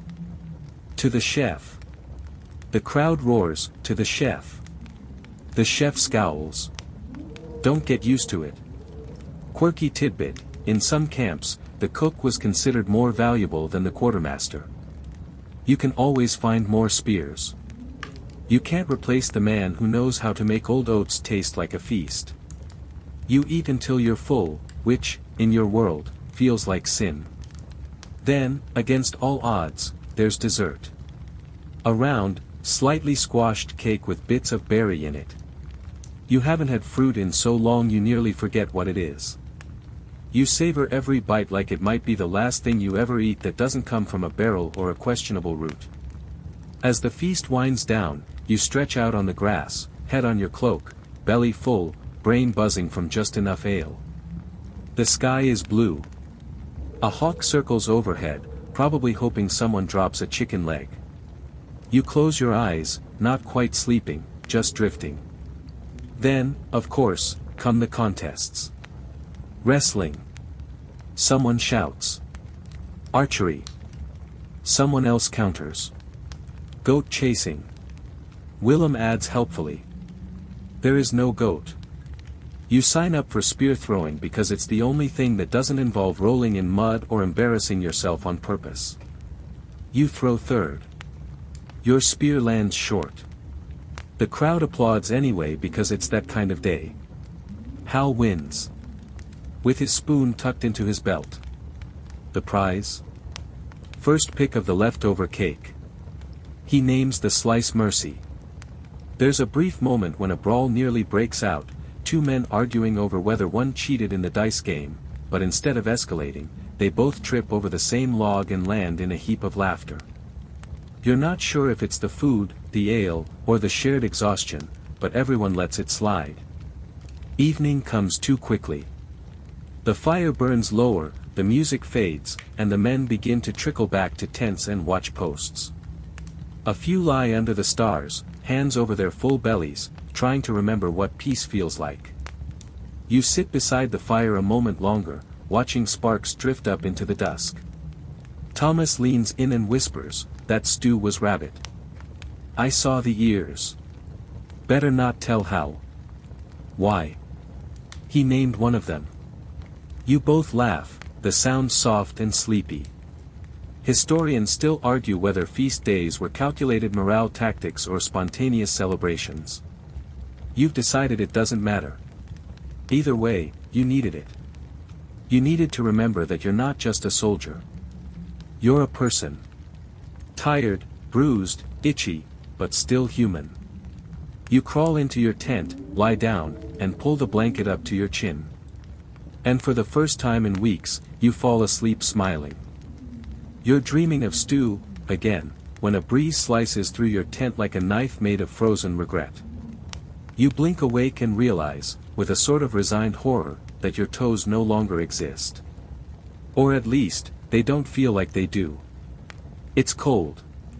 The kind of cold that doesn't just sit on your skin, it creeps in. It wraps around your spine, settles into your joints, and whispers, "You should have been a monk." You sit up slowly. Your breath fogs in the air in front of you. Your blanket feels like it's been dipped in a pond. The canvas tent is rimed with frost at the seams. Thomas is still bundled up like a half-cooked sausage, only his nose peeking out. It's red and twitching like it's trying to retreat into his face. You step outside, boots crunching on frost-stiff grass. Around you, the camp is trying its best not to admit it's freezing to death. A few soldiers are hunched over the fire pits, prodding embers, trying to summon flames with expressions of religious devotion. You join them, thrusting your hands out. They're numb. Your gloves, if you can call them that, are more whole than fabric. Someone hands you a stick with a bit of burning pitch on the end. You thank them like they've gifted you gold. Breakfast this morning is a disappointment in a bowl. Porridge, again. Cold. Clumpy. There's a rumor it was warm once, but that may have been yesterday's batch. Still, you eat it, because food is food, and you need all the warmth you can get. Someone across the fire sneezes violently into his elbow. You all exchange a look. It's starting. Mainstream historical fact: winter was often more dangerous to a medieval army than actual combat. Frostbite, illness, and exposure took down whole units long before enemy swords had the chance. Your duties for the day are simple: don't die of exposure, and keep the firewood dry. The first is harder than the second. You're assigned to watch rotation again, lucky you, but this time, the outpost's windward side. Nothing stands between you and the northern gales except your mail, your cloak, and a few slats of wood that sway alarmingly in the gusts. You pull your cloak tighter. It's stiff, smells faintly of stew and mildew, and does almost nothing to stop the chill from seeping through. You ever think about just walking south? Thomas mutters beside you. All the time, you reply. Right until I remember I'd still have to walk. The cold saps more than just warmth. It drains the humor out of people. Conversation slows. Jokes fall flat.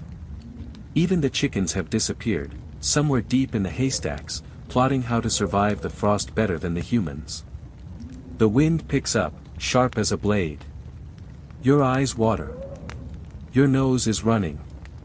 Your teeth chatter so loudly you worry the enemy might hear it.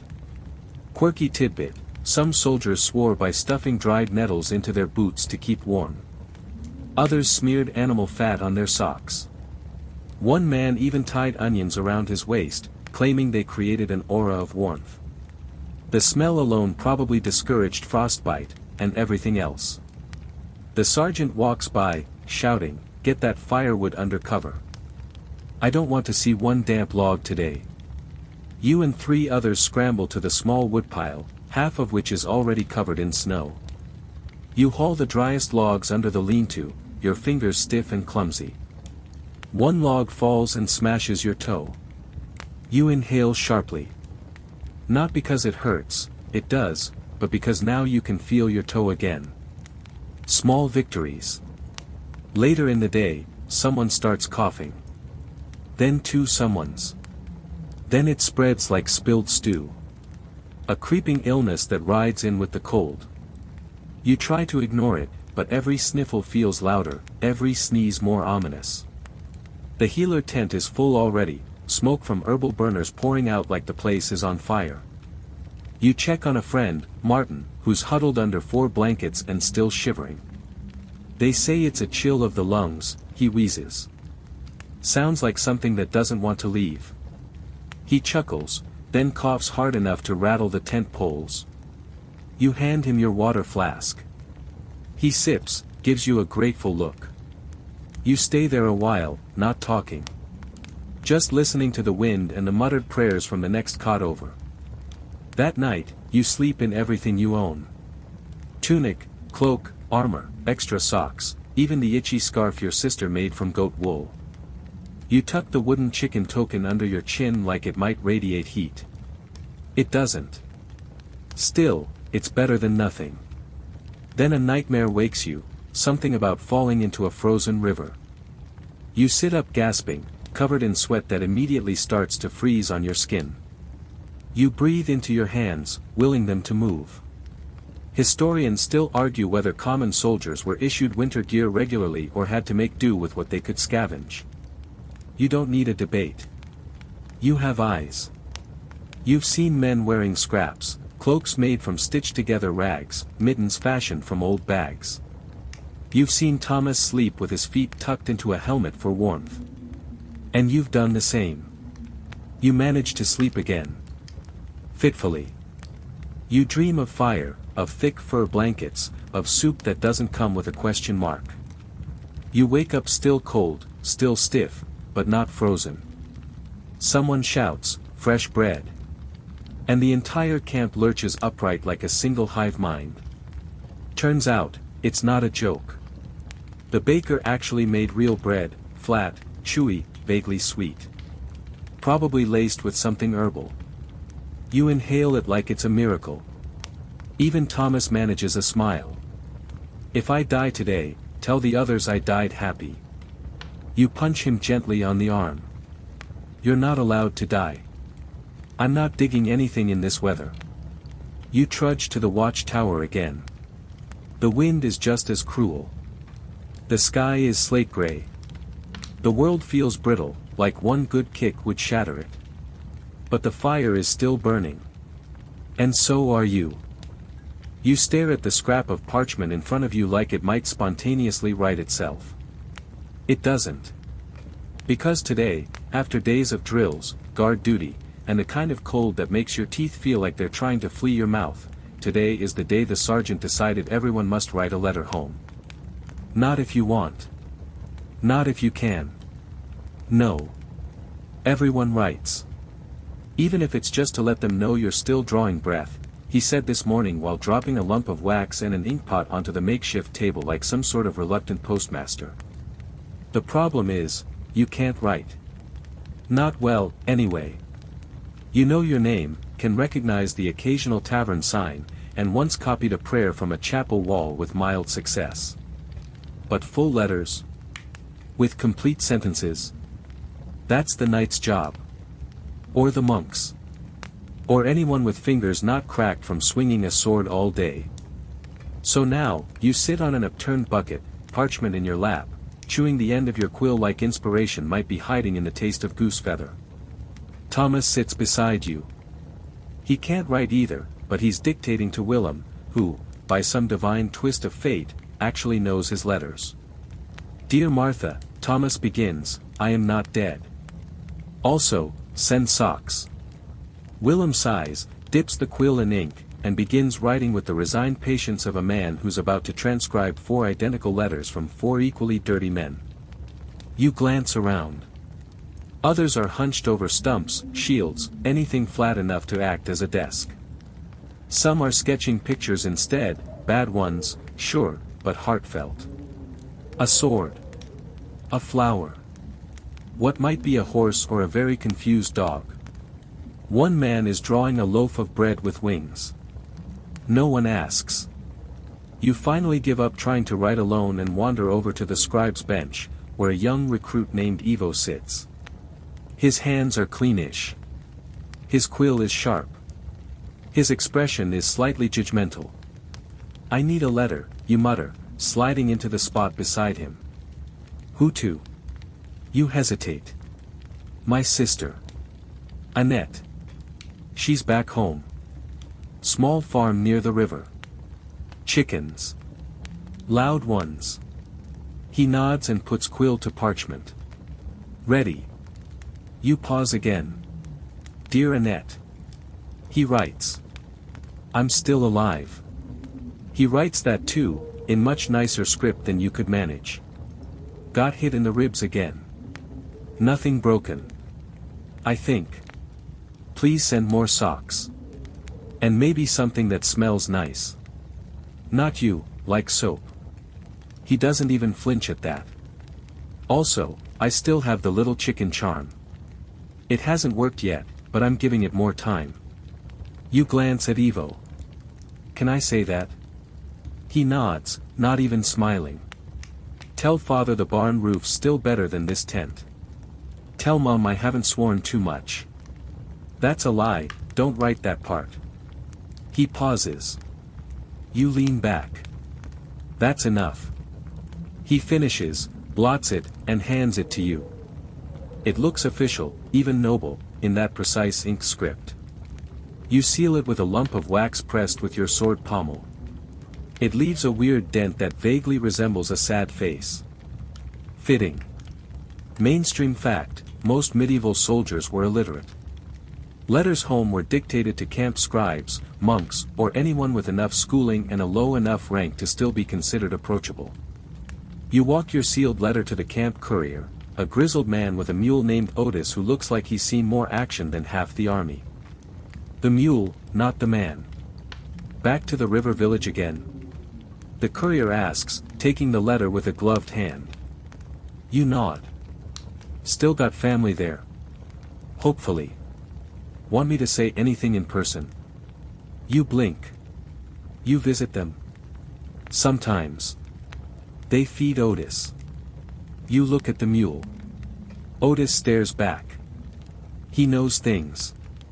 Tell them I missed the bread. I always do. Back in camp, Thomas is still dictating. And tell our youngest he still has to clean the chamber pot when I get home. Willem sighs and keeps writing. A group of men begins collecting the letters in a pouch, dozens of them, some with neat handwriting, others barely legible, most sealed with thumbprints, smeared wax, or bits of twine. One has a drawing of what might be a cat in armor. The pouch is handed to the courier, who tugs Otis forward and disappears down the road, cart creaking behind him. You all watch him go, silent for a moment. Then someone says, "You think he reads them?" "Probably. Think he adds stuff?" "Your son bravely saved an entire village and didn't cry once."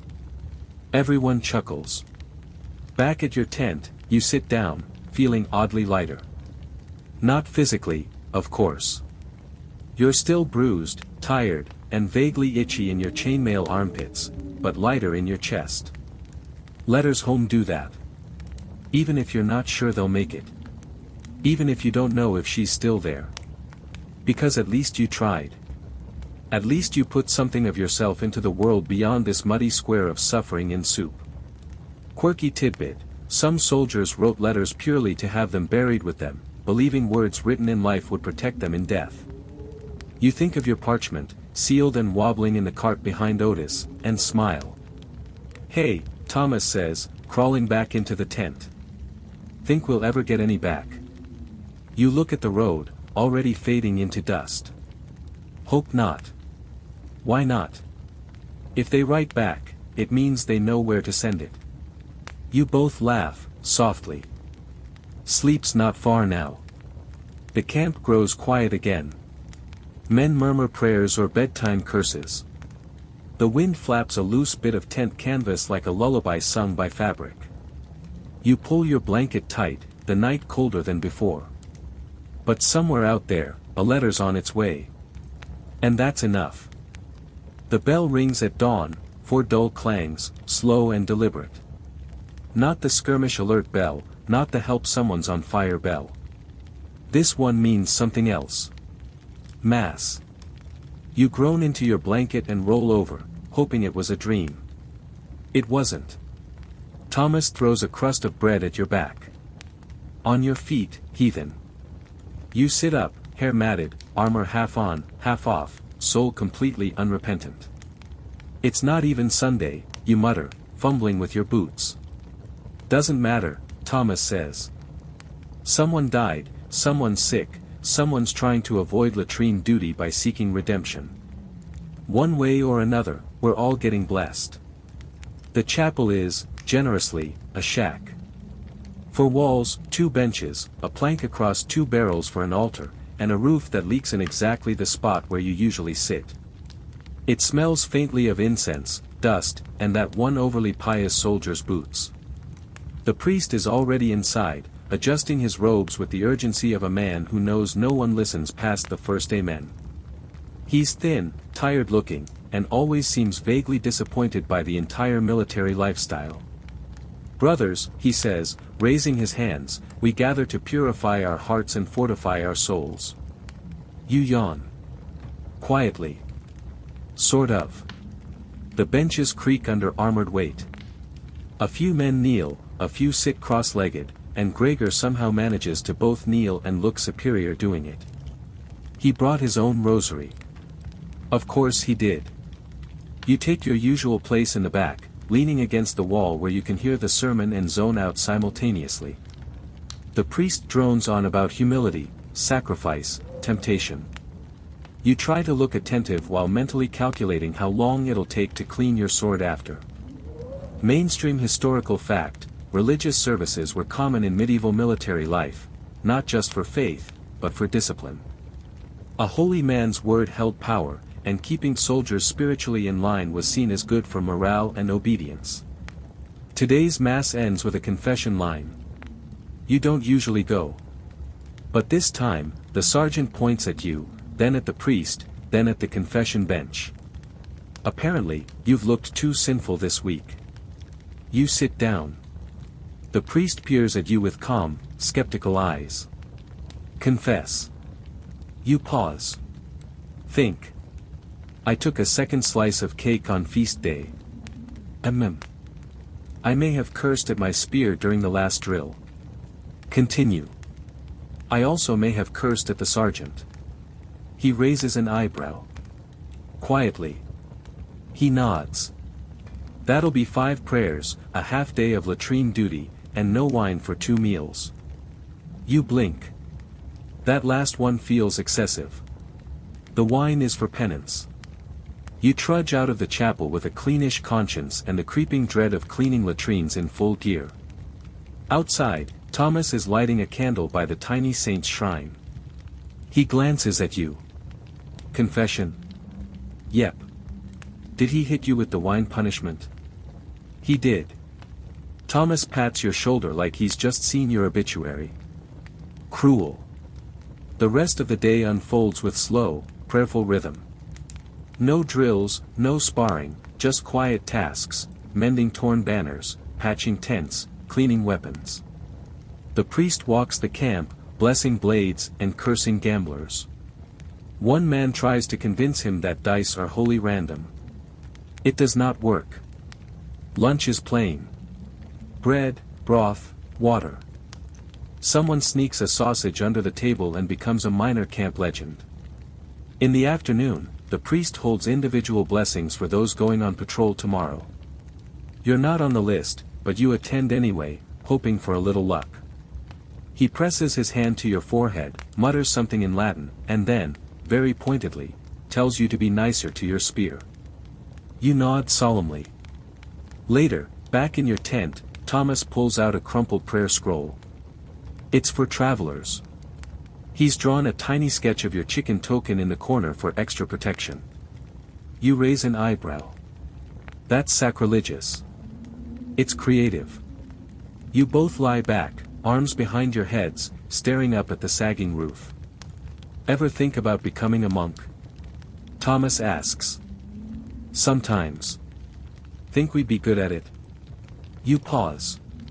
Do monks get latrine duty? He grimaces. Fair point.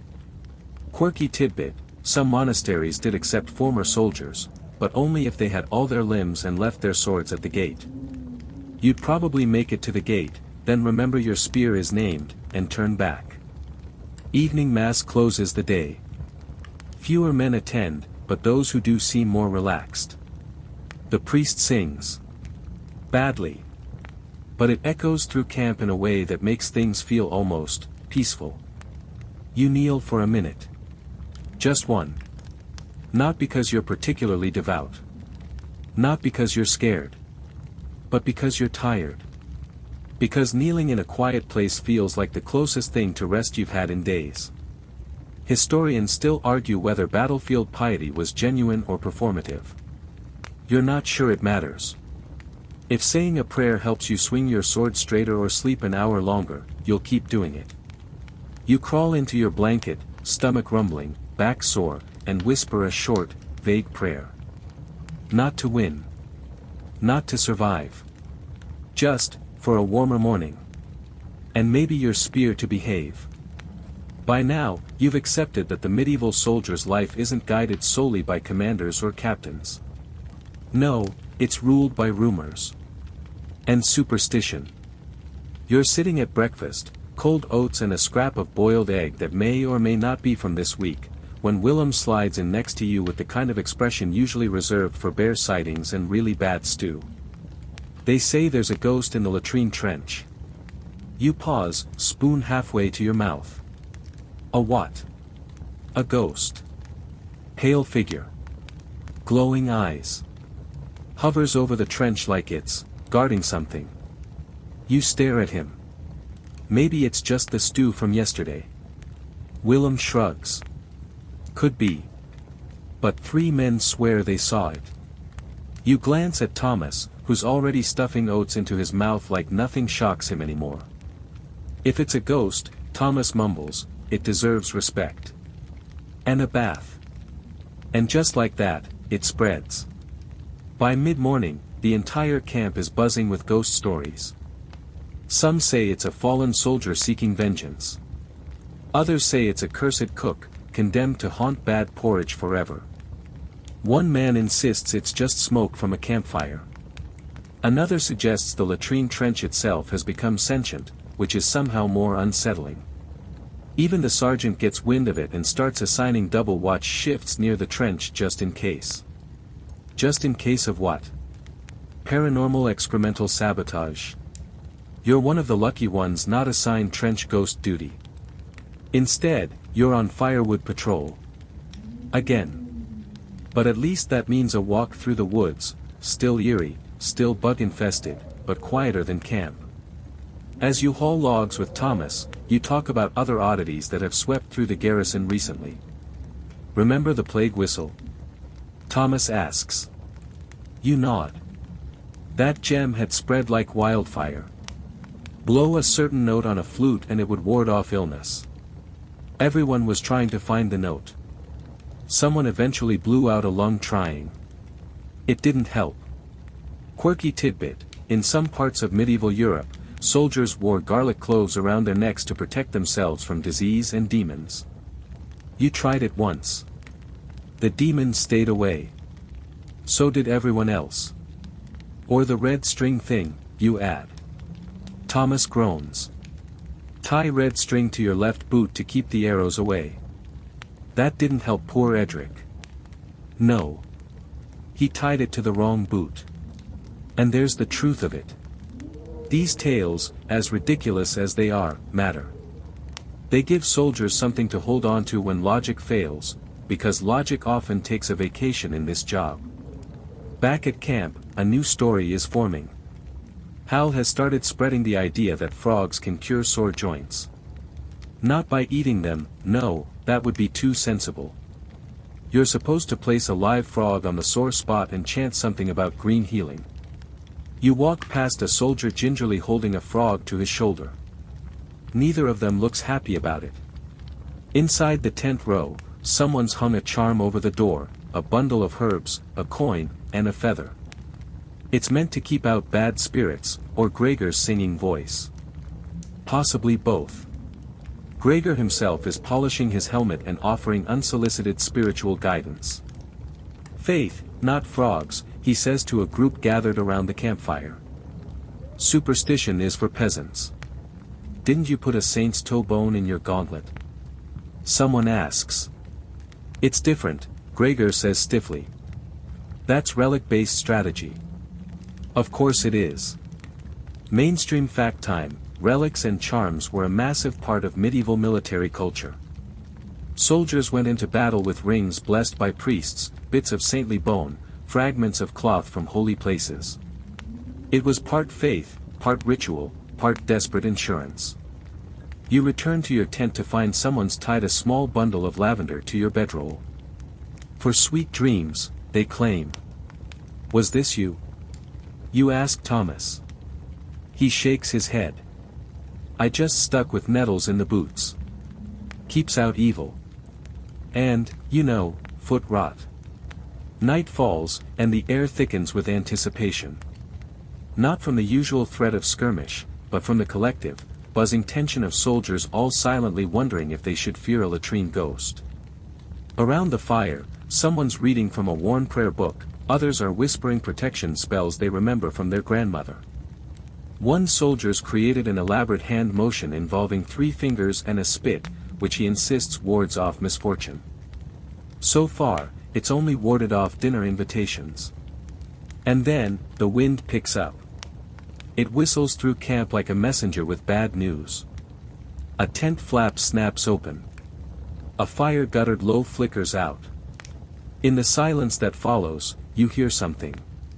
A moan. Faint. Far. Too human to ignore. Too strange to be explained. No one moves. Then hell breaks the silence, that's it. That's the trench ghost. I told you, Willem hisses, eyes wide. You grab your spear, not because you think it'll help against a ghost, but because, well, it helps you feel like it might. Together, you edge toward the trench, joined by 5 others and one very nervous dog. The moon casts everything in silvery blue. The trench looms like an open wound. Then, movement. A shadow lurches up from behind a pile of crates. You freeze. Everyone holds their breath. And out steps a half-naked soldier, pants around his knees, squinting at you. "Oi," he croaks. "I fell asleep on the toilet." "What time is it?" Silence. Then an explosion of laughter so loud it probably startled the next camp over. "Trench ghost." Someone shouts. The soldier, confused, holds up his trousers and mutters something about cold stone and poor lighting.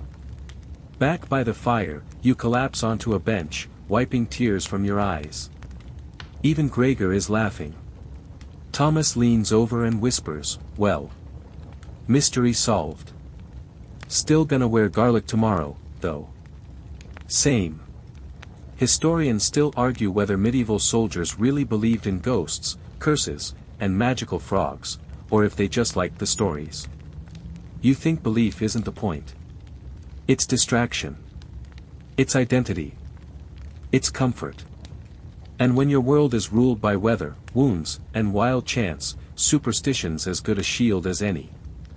You curl under your blanket that night with lavender near your head, a red string tied to your boot, and a frog very firmly outside the tent. And for the first time in days, you sleep without dreaming of cold steel or trench ghosts. Just soft grass, warm wind, and maybe, just maybe, a haunted latrine with a sense of humor. By dawn, you can already smell it in the air, siege time. There's no warning horn. No speech from the night. Just a sharp shift in the mood of the camp, like someone's turned the air sour. It smells of pitch, boiled leather, and men who haven't bathed since the last festival of Saint Uncomfortable. You're up before the sun, sitting on your haunches next to Thomas, sipping something that claims to be broth. It's not. It tastes like a wet boot and a dare. "Siege prep?" Thomas asks, not looking up from the steam rising from his bowl. You nod. He sighs. "Time to dig holes and smell worse. The garrison has been ordered to reinforce a nearby town under threat of attack, a walled settlement nestled in a shallow valley. You've heard the rumors, a rival lord, a shipment of grain, someone insulted someone else's mother. No one tells soldiers the details. You just show up, get blistered, and hope the walls hold. The march there is long, miserable, and full of the usual parade of curses, creaky carts, and that one guy who insists on singing even though absolutely no one has asked him to. You arrive in the shadow of tall, smoke-blackened walls. The town's gates are reinforced with logs, metal brackets, and what looks suspiciously like furniture. You eye an upside-down table nailed to the top of the rampart. Siege chic. You're ordered to the outer trench line, a sunken path just beyond the range of the town's archers but still close enough to get hit by anything thrown over the wall. Great spot. Real cozy. You drop your pack beside a wooden barricade that's more splinters than structure and look around. Dirt, mud, smoke, more dirt. This is now your home. Who designed this place? You mutter. A depressed mole. Feels like it, Thomas says, already digging into the muddy earth with a spade that bends slightly every time he uses it. By mid-morning, you've dug out a rough section of trench, reinforced it with wicker, and piled up sacks of dirt that leak like a badly wrapped cake. You're covered in mud from the knees down, your fingers raw, and your back making sounds no back should ever make. Mainstream historical fact, siege warfare in the medieval world wasn't about immediate action. It was slow, grueling, and unglamorous. Trenches, towers, supply lines, more waiting than fighting, more rot than glory. The latrines out here are, impressively, worse than camp. A hole behind a screen of canvas that's been shredded by wind and possibly rats. You try to hold it as long as possible, which is exactly how soldiers end up sick. You're assigned to the night shift, standing watch under a moon that hides more than it helps. You listen for movement. You stare at shadows. You pray that any projectile thrown from the wall misses by a comfortable margin. At one point, something crashes into the trench 30 feet down, maybe a rock, maybe a barrel. It bursts open with a squelch. A sickly stench spreads. Rotten meat, someone gags. They're throwing their waste at us now. Well, at least it's fresh, Thomas mutters through his sleeve. The men start calling it the siege soup. No one wants seconds. Then there are the flies. Clouds of them, dancing over every scrap of garbage like it's a banquet. You swat them away constantly. They always come back. Sometimes, you swear one says your name. And the smell. Not just the rotting stuff. The people. The armor. The mildew-soaked clothes. You're all stewing in a communal pot of human fermentation. Quirky tidbit, some soldiers believed that bad smells could ward off disease. By that logic, you're all absolutely invincible. You sleep in shifts, curled under a makeshift awning of wet canvas. You use your pack as a pillow. Your spear as a side table. Your dignity as a lost cause. Day 4, a trebuchet arrives. You hear it before you see it, the rhythmic thunk of the counterweight, the groaning of ropes, then the hump as a massive rock sails through the sky like a confused boulder bird. It slams into the far wall of the town with a crash loud enough to shake dirt loose onto your head. Cheers erupt. You cheer too, mostly because it feels good to yell at something other than the soup. But the wall holds. Of course it does. That night, it rains. The trench floods. Your boots fill with water. Someone tries to build a drainage channel. It leads straight into someone else's sleeping hole. There's a shouting match. A fist fight. Both men end up back in the trench, still wet, slightly angrier, marginally cleaner. You lie on your back and stare at the sky through the rain. A droplet lands in your eye. Another in your mouth. You stop caring after the fifth. Do you think they're surrendering tomorrow? Thomas asks. No. Do you think we're surrendering tomorrow? Maybe.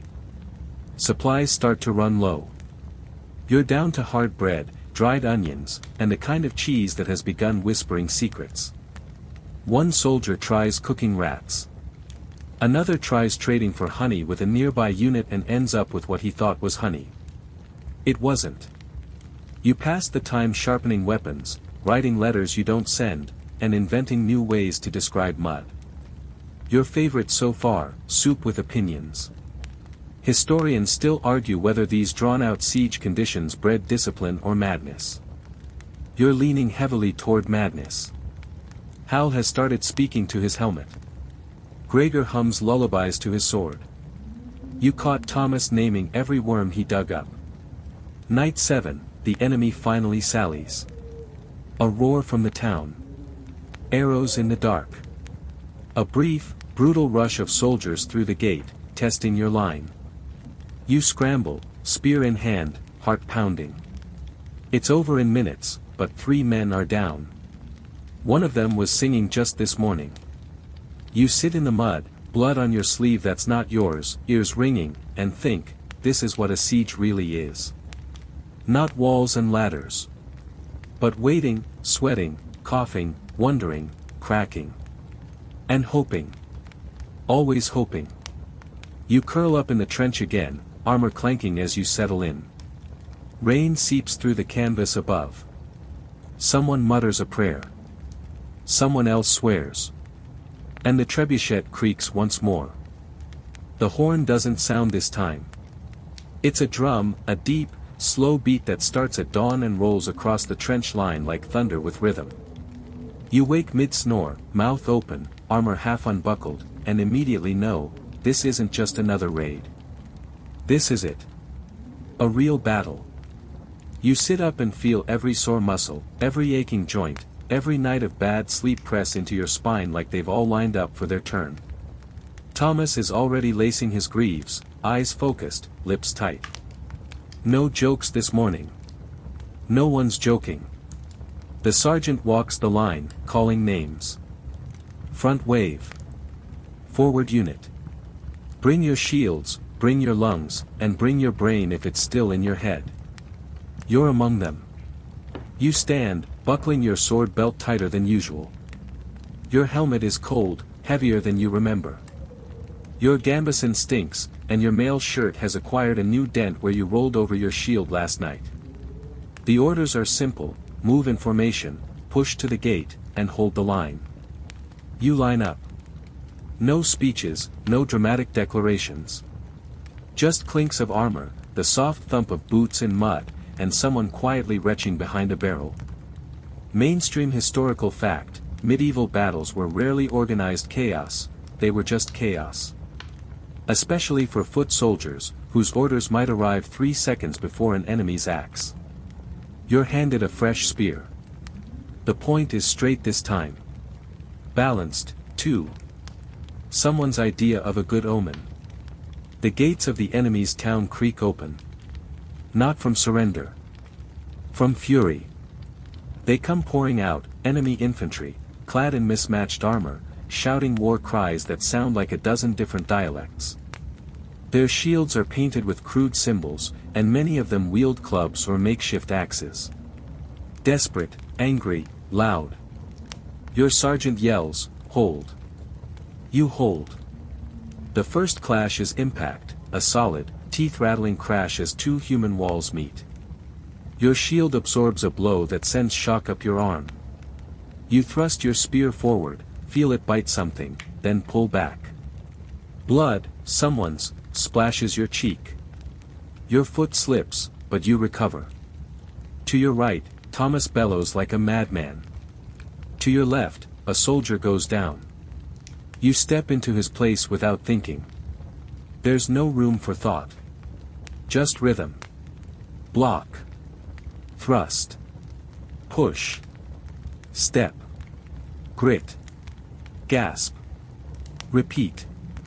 Your ears are ringing. You think someone screamed your name, but you can't tell over the cacophony of steel and men and the roar of adrenaline pumping through your skull. An axe misses your shoulder by inches. You counter with your shield's rim, smashing it into your opponent's face. He crumples. You stumble over his foot, regain balance, and keep moving. Gregor appears out of nowhere, sword arcing in clean, practiced motions. He looks terrifying. And somehow clean. You do not look clean. You look like a sentient pile of mud with a helmet. Quirky tidbit: in some medieval manuals, soldiers were advised to scream with intent before a clash. To rattle the soul and split the air. You try it. It mostly comes out like a hoarse, angry goat. Still, effective. Time blurs. At some point, you lose your spear and draw your sword. It's dull, nicked, and familiar. You swing it like you mean it. You block a downward strike and retaliate with everything your shoulder can manage. You think you hit something vital, based on the scream. You don't dwell. Mud coats your knees. Blood, red, brown, black in some spots, soaks into the earth. You catch a breath behind your shield, heart pounding so hard it feels like it might escape through your throat. Your fingers cramp. Your vision is foggy from sweat leaking into your eyes. Push. Comes the order. You push. Through the gate. Into the town. The streets are narrow, the ground uneven. Fighting turns to corner clashes, isolated duels, chaotic screaming matches. Someone's throwing rocks from a window. A dog runs past, barking like it wants to enlist. You round a corner and nearly trip over a fallen door. A man lunges at you from behind a barrel. You duck instinctively and jab upward. He gasps, then slumps. You freeze. That moment, that one flash when his eyes meet yours, burns itself into your brain. He wasn't much older than you. Or maybe younger. It's hard to tell through the blood. You breathe, slowly. In. Out. Move. Someone yells. You do. Through another alley, into another skirmish. Arrows zip overhead. You hold your shield high, flinch as one thuds into it and sticks, quivering. Eventually, after what feels like hours, the shouting lessens. The clash dies down. There's no clear moment of victory, just a slow quieting, like a storm running out of wind. You stand in the middle of the square, panting, arms hanging limp at your sides. Thomas leans against a wall, face smeared with blood that might not be his. Did we win? He asks. You look around. There are bodies. Wounded groaning. A banner torn but raised. Looks like it. Feels like losing. You nod. Historians still argue whether the average soldier understood when a battle was over. Whether they felt triumph or just numbness. You know exactly how it feels, like you've been used up and left running on memory. Back in the trench camp, you collapse near a barrel of water. You dunk your hands in, then your face. The cold stings, but at least it's clean. Kind of. Someone's passing out bandages. Another is gathering gear from the fallen. Quiet work now.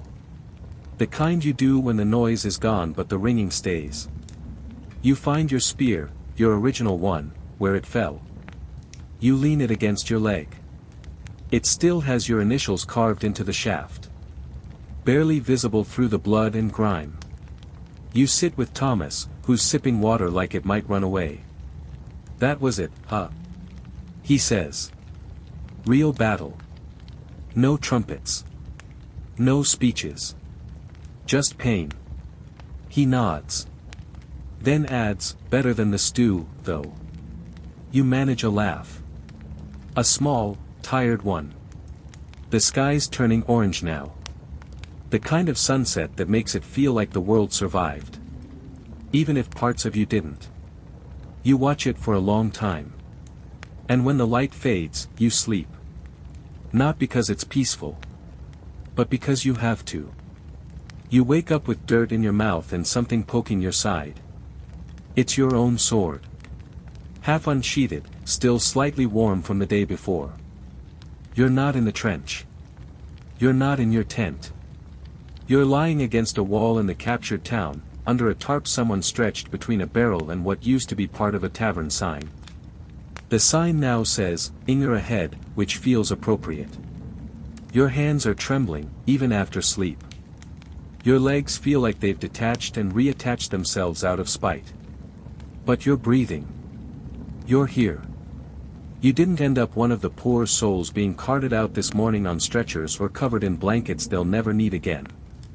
Thomas is beside you, still out cold, snoring like a cartwheel over gravel. One boot's missing. There's blood on his tunic, but the wrong color, dried brown, not fresh red. Someone else's. You sit up and stretch slowly, muscles complaining the entire way. The air smells like smoke, soot, old sweat, and victory, not the noble kind. The tired, sour kind. The kind you get when you've won, sure, but you're not sure it was worth what you paid. There's no drumbeat this morning. No formation. No sergeant screaming orders. Just the clinking of armor, the creak of carts, the moans of the wounded, and a strange, quiet buzzing in the distance, flies, mostly. They've moved in faster than the commanders. Because today is about the aftermath. You pick your way through the town, stepping over rubble and old shields. The bodies have mostly been collected, but not all. You glance away from one that looks too familiar. A younger recruit. The one who sang that song about goats during night watches. You try to remember his name and can't. You make it to the town center, where the officers have set up a command post. Fancy word for a table with maps and a slightly cleaner tablecloth. Gregor stands nearby, arms crossed, face expressionless. Even his armor is dented. That alone says the fight was real. The sergeant gives you a short nod as you approach. We held. That's what matters. You nod back. Then he adds, now comes the inventory. Inventory, in this case, means counting the dead, the wounded, the weapons, and whatever loot the town still holds. You're not proud of it, but it's part of the deal. The enemies fled or surrendered. The walls are yours. The food stores, weapons caches, coins, and shiny bits of metal scattered among ruined homes. Also yours, by medieval military law and a shrug from command. You're assigned to a small group sweeping the homes along the southern wall. Not to pillage, officially. To secure resources. You open the first door with your shoulder. The inside is ransacked already, possibly by its own owners. A pot sits half melted over a cold hearth. A child's wooden horse lies on its side in the corner. You leave it where it is. In the next house, you find a crate of dried figs, 2 intact cloaks, and a coin purse buried under some broken crockery. You glance around. No one watches. You pocket 1 fig, hand the rest off to the quartermaster with a muttered, "South wall, clear." Mainstream historical fact, soldiers were often paid irregularly, if at all. Looting was a grim but common incentive. The line between survival and greed was thinner than anyone liked to admit. Back outside, you see Thomas again. He's polishing his belt buckle with a cloth he found in the ruins. You arch an eyebrow. "It's silver," he says. "Probably cursed, but I like it." You find a ring later, twisted copper with a faded green stone. Too small for your fingers. You tie it to your belt and don't ask why. As the day wears on, the town begins to change. Fires are extinguished. Wounded are moved to shelter. The chapel, miraculously intact, is turned into a triage tent. The dead are buried in hastily dug trenches outside the gate. And then come the rewards. The officers call it honors, but everyone knows it's loot allocation. You're given a half-full pouch of coin, a new dagger, still blood-stained, and a cloak that doesn't smell like despair. Gregor is handed a sword with a golden pommel and a nod of approval. He doesn't smile. You and Thomas sit together by a wall later, sharing a stale biscuit you found in a cupboard and trying to act like this is normal. "Feel heroic?" he asks. You glance at the dagger. "No. Me neither." Quirky tidbit, soldiers used to bury their most prized loot, marking it with odd symbols or nearby rocks so they could dig it up later, assuming they lived that long. You wonder, for just a second, if you should stash your copper ring and fig somewhere safe. But then Thomas eats the fig. So much for legacy. Evening falls. The sky turns the color of rust. There's a small fire in the courtyard. Someone plays a pipe. No words, just soft notes that drift like smoke. You watch the flames, your fingers twitching every now and then like they're still holding a sword. You remember the face of that man in the alley. The one who looked so surprised. He wasn't holding a weapon. You stare at the fire harder. As if you can burn the thought away. Historians still argue whether battle brought glory or only trauma to the common soldier. Whether victories felt like triumphs or just relief. Sitting here, wrapped in a too large cloak with a borrowed bowl of soup in your hands, you feel neither. Not pride. Not even sorrow. Just tired. Tomorrow, Thomas says quietly, we march again. You nod. Probably. He doesn't reply. Neither do you. You both know what that means. Tomorrow, this all moves forward. Different road, same story. But tonight, you've got a bowl of soup, a dry place to sit, and a ring tied to your belt that someone once loved. That'll have to do. You leave the town at dawn. No fanfare. No parade. Just boots hitting the dirt in a steady rhythm, carrying you and the rest of the column away from the crumbling gate, the smoke-stained houses, and the shallow trenches behind the chapel where the last of the fallen were buried before sunrise. You don't look back.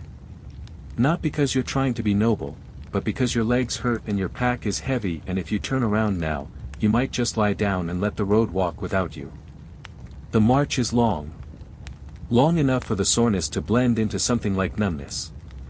You pass through fields that once belonged to someone, now churned by boots and hooves and wheels. A scarecrow watches from the distance with its arms open wide, like it's trying to welcome you home, or warn you off. You walk beside Thomas, both of you silent. There's not much left to say. The road dust clings to your boots, to your throat, to your thoughts.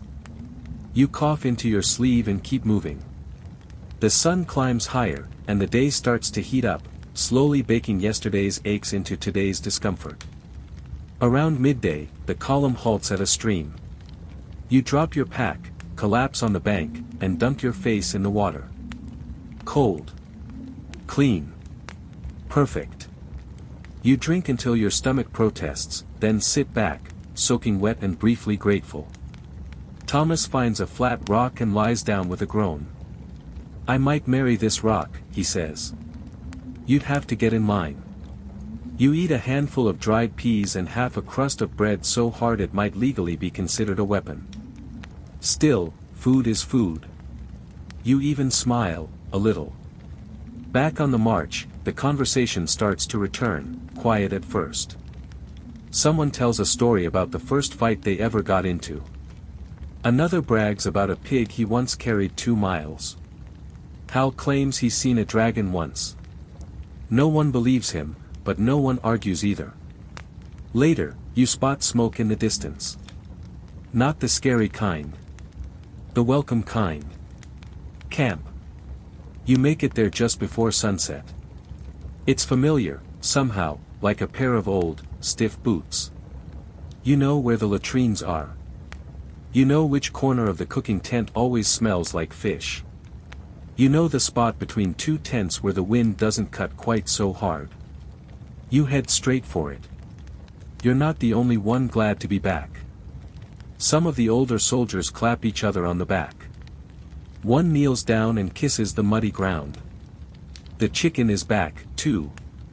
You see it strutting near the fire pit, still smug, still judging you.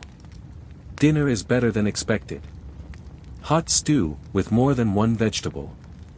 Even some meat, though no one dares to ask what kind. It's warm, though. Filling.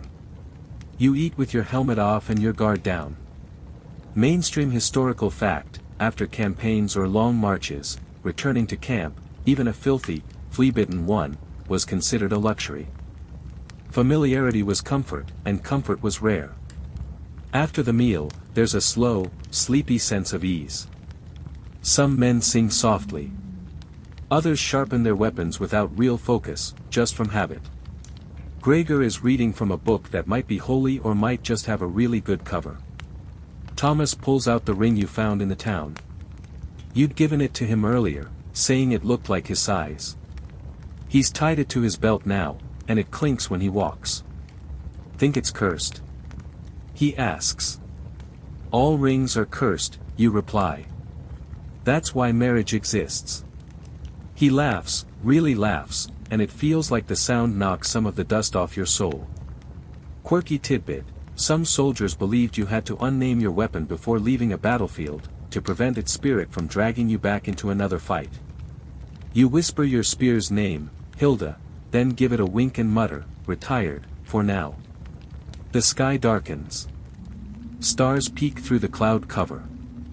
Someone lights a fire, and soon there are 5 or 6 soldiers huddled around it, swapping stories about things they've seen and things they pretend to believe. You hear one soldier claim he once wrestled a bear. You believe the bear part. The wrestling, not so much.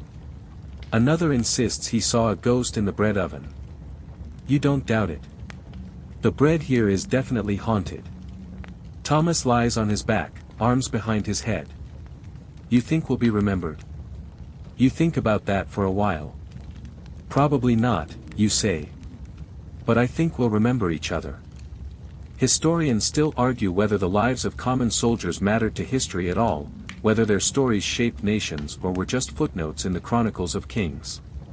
You know the answer. Your story is real, even if it isn't written in books. It lives in bruises, in scars, in the way you sharpen your sword even when you don't need to. It's in the bread shared by the fire and the laugh that survives after battle. You lie down in your bedroll, shift your helmet to make a lumpy pillow, and breathe. You made it through the march. Through the siege. Through the charge. Through another long, ugly chapter that somehow still ended with food and fire and someone humming off-key nearby. You're tired. Deeply, warmly, thoroughly tired. And finally, you can let go. The fire crackles softly now, the voices around it fading to quiet murmurs. You lie on your back beneath the open sky, the stars beginning to drift above like tiny lanterns hung from the heavens. The grass beneath you isn't soft, exactly, but it's still familiar. Your fingers curl loosely around the wooden charm tied to your belt. The chicken. A joke once, maybe still, but somehow, it's seen you through. Or at least sat there while you did the seeing. In the distance, someone snores. Someone else is softly plucking at a stringed instrument with only half its strings left. The sound is more vibration than melody, but it's soothing all the same. Your limbs grow heavier with each breath, like they're being slowly tugged toward sleep by invisible threads. Your mind begins to wander, drifting past the campfires, past the muddy roads, past the clang of battle and the crack of jokes. You float above it all, like smoke from a morning cook fire curling up into the mist. Whatever tomorrow brings, it will come as it always does, boot first, loudly, with dirt and duty and some new terrible breakfast. But for now, the world is quiet. The fight is over. And your story can rest. So let your eyes close gently.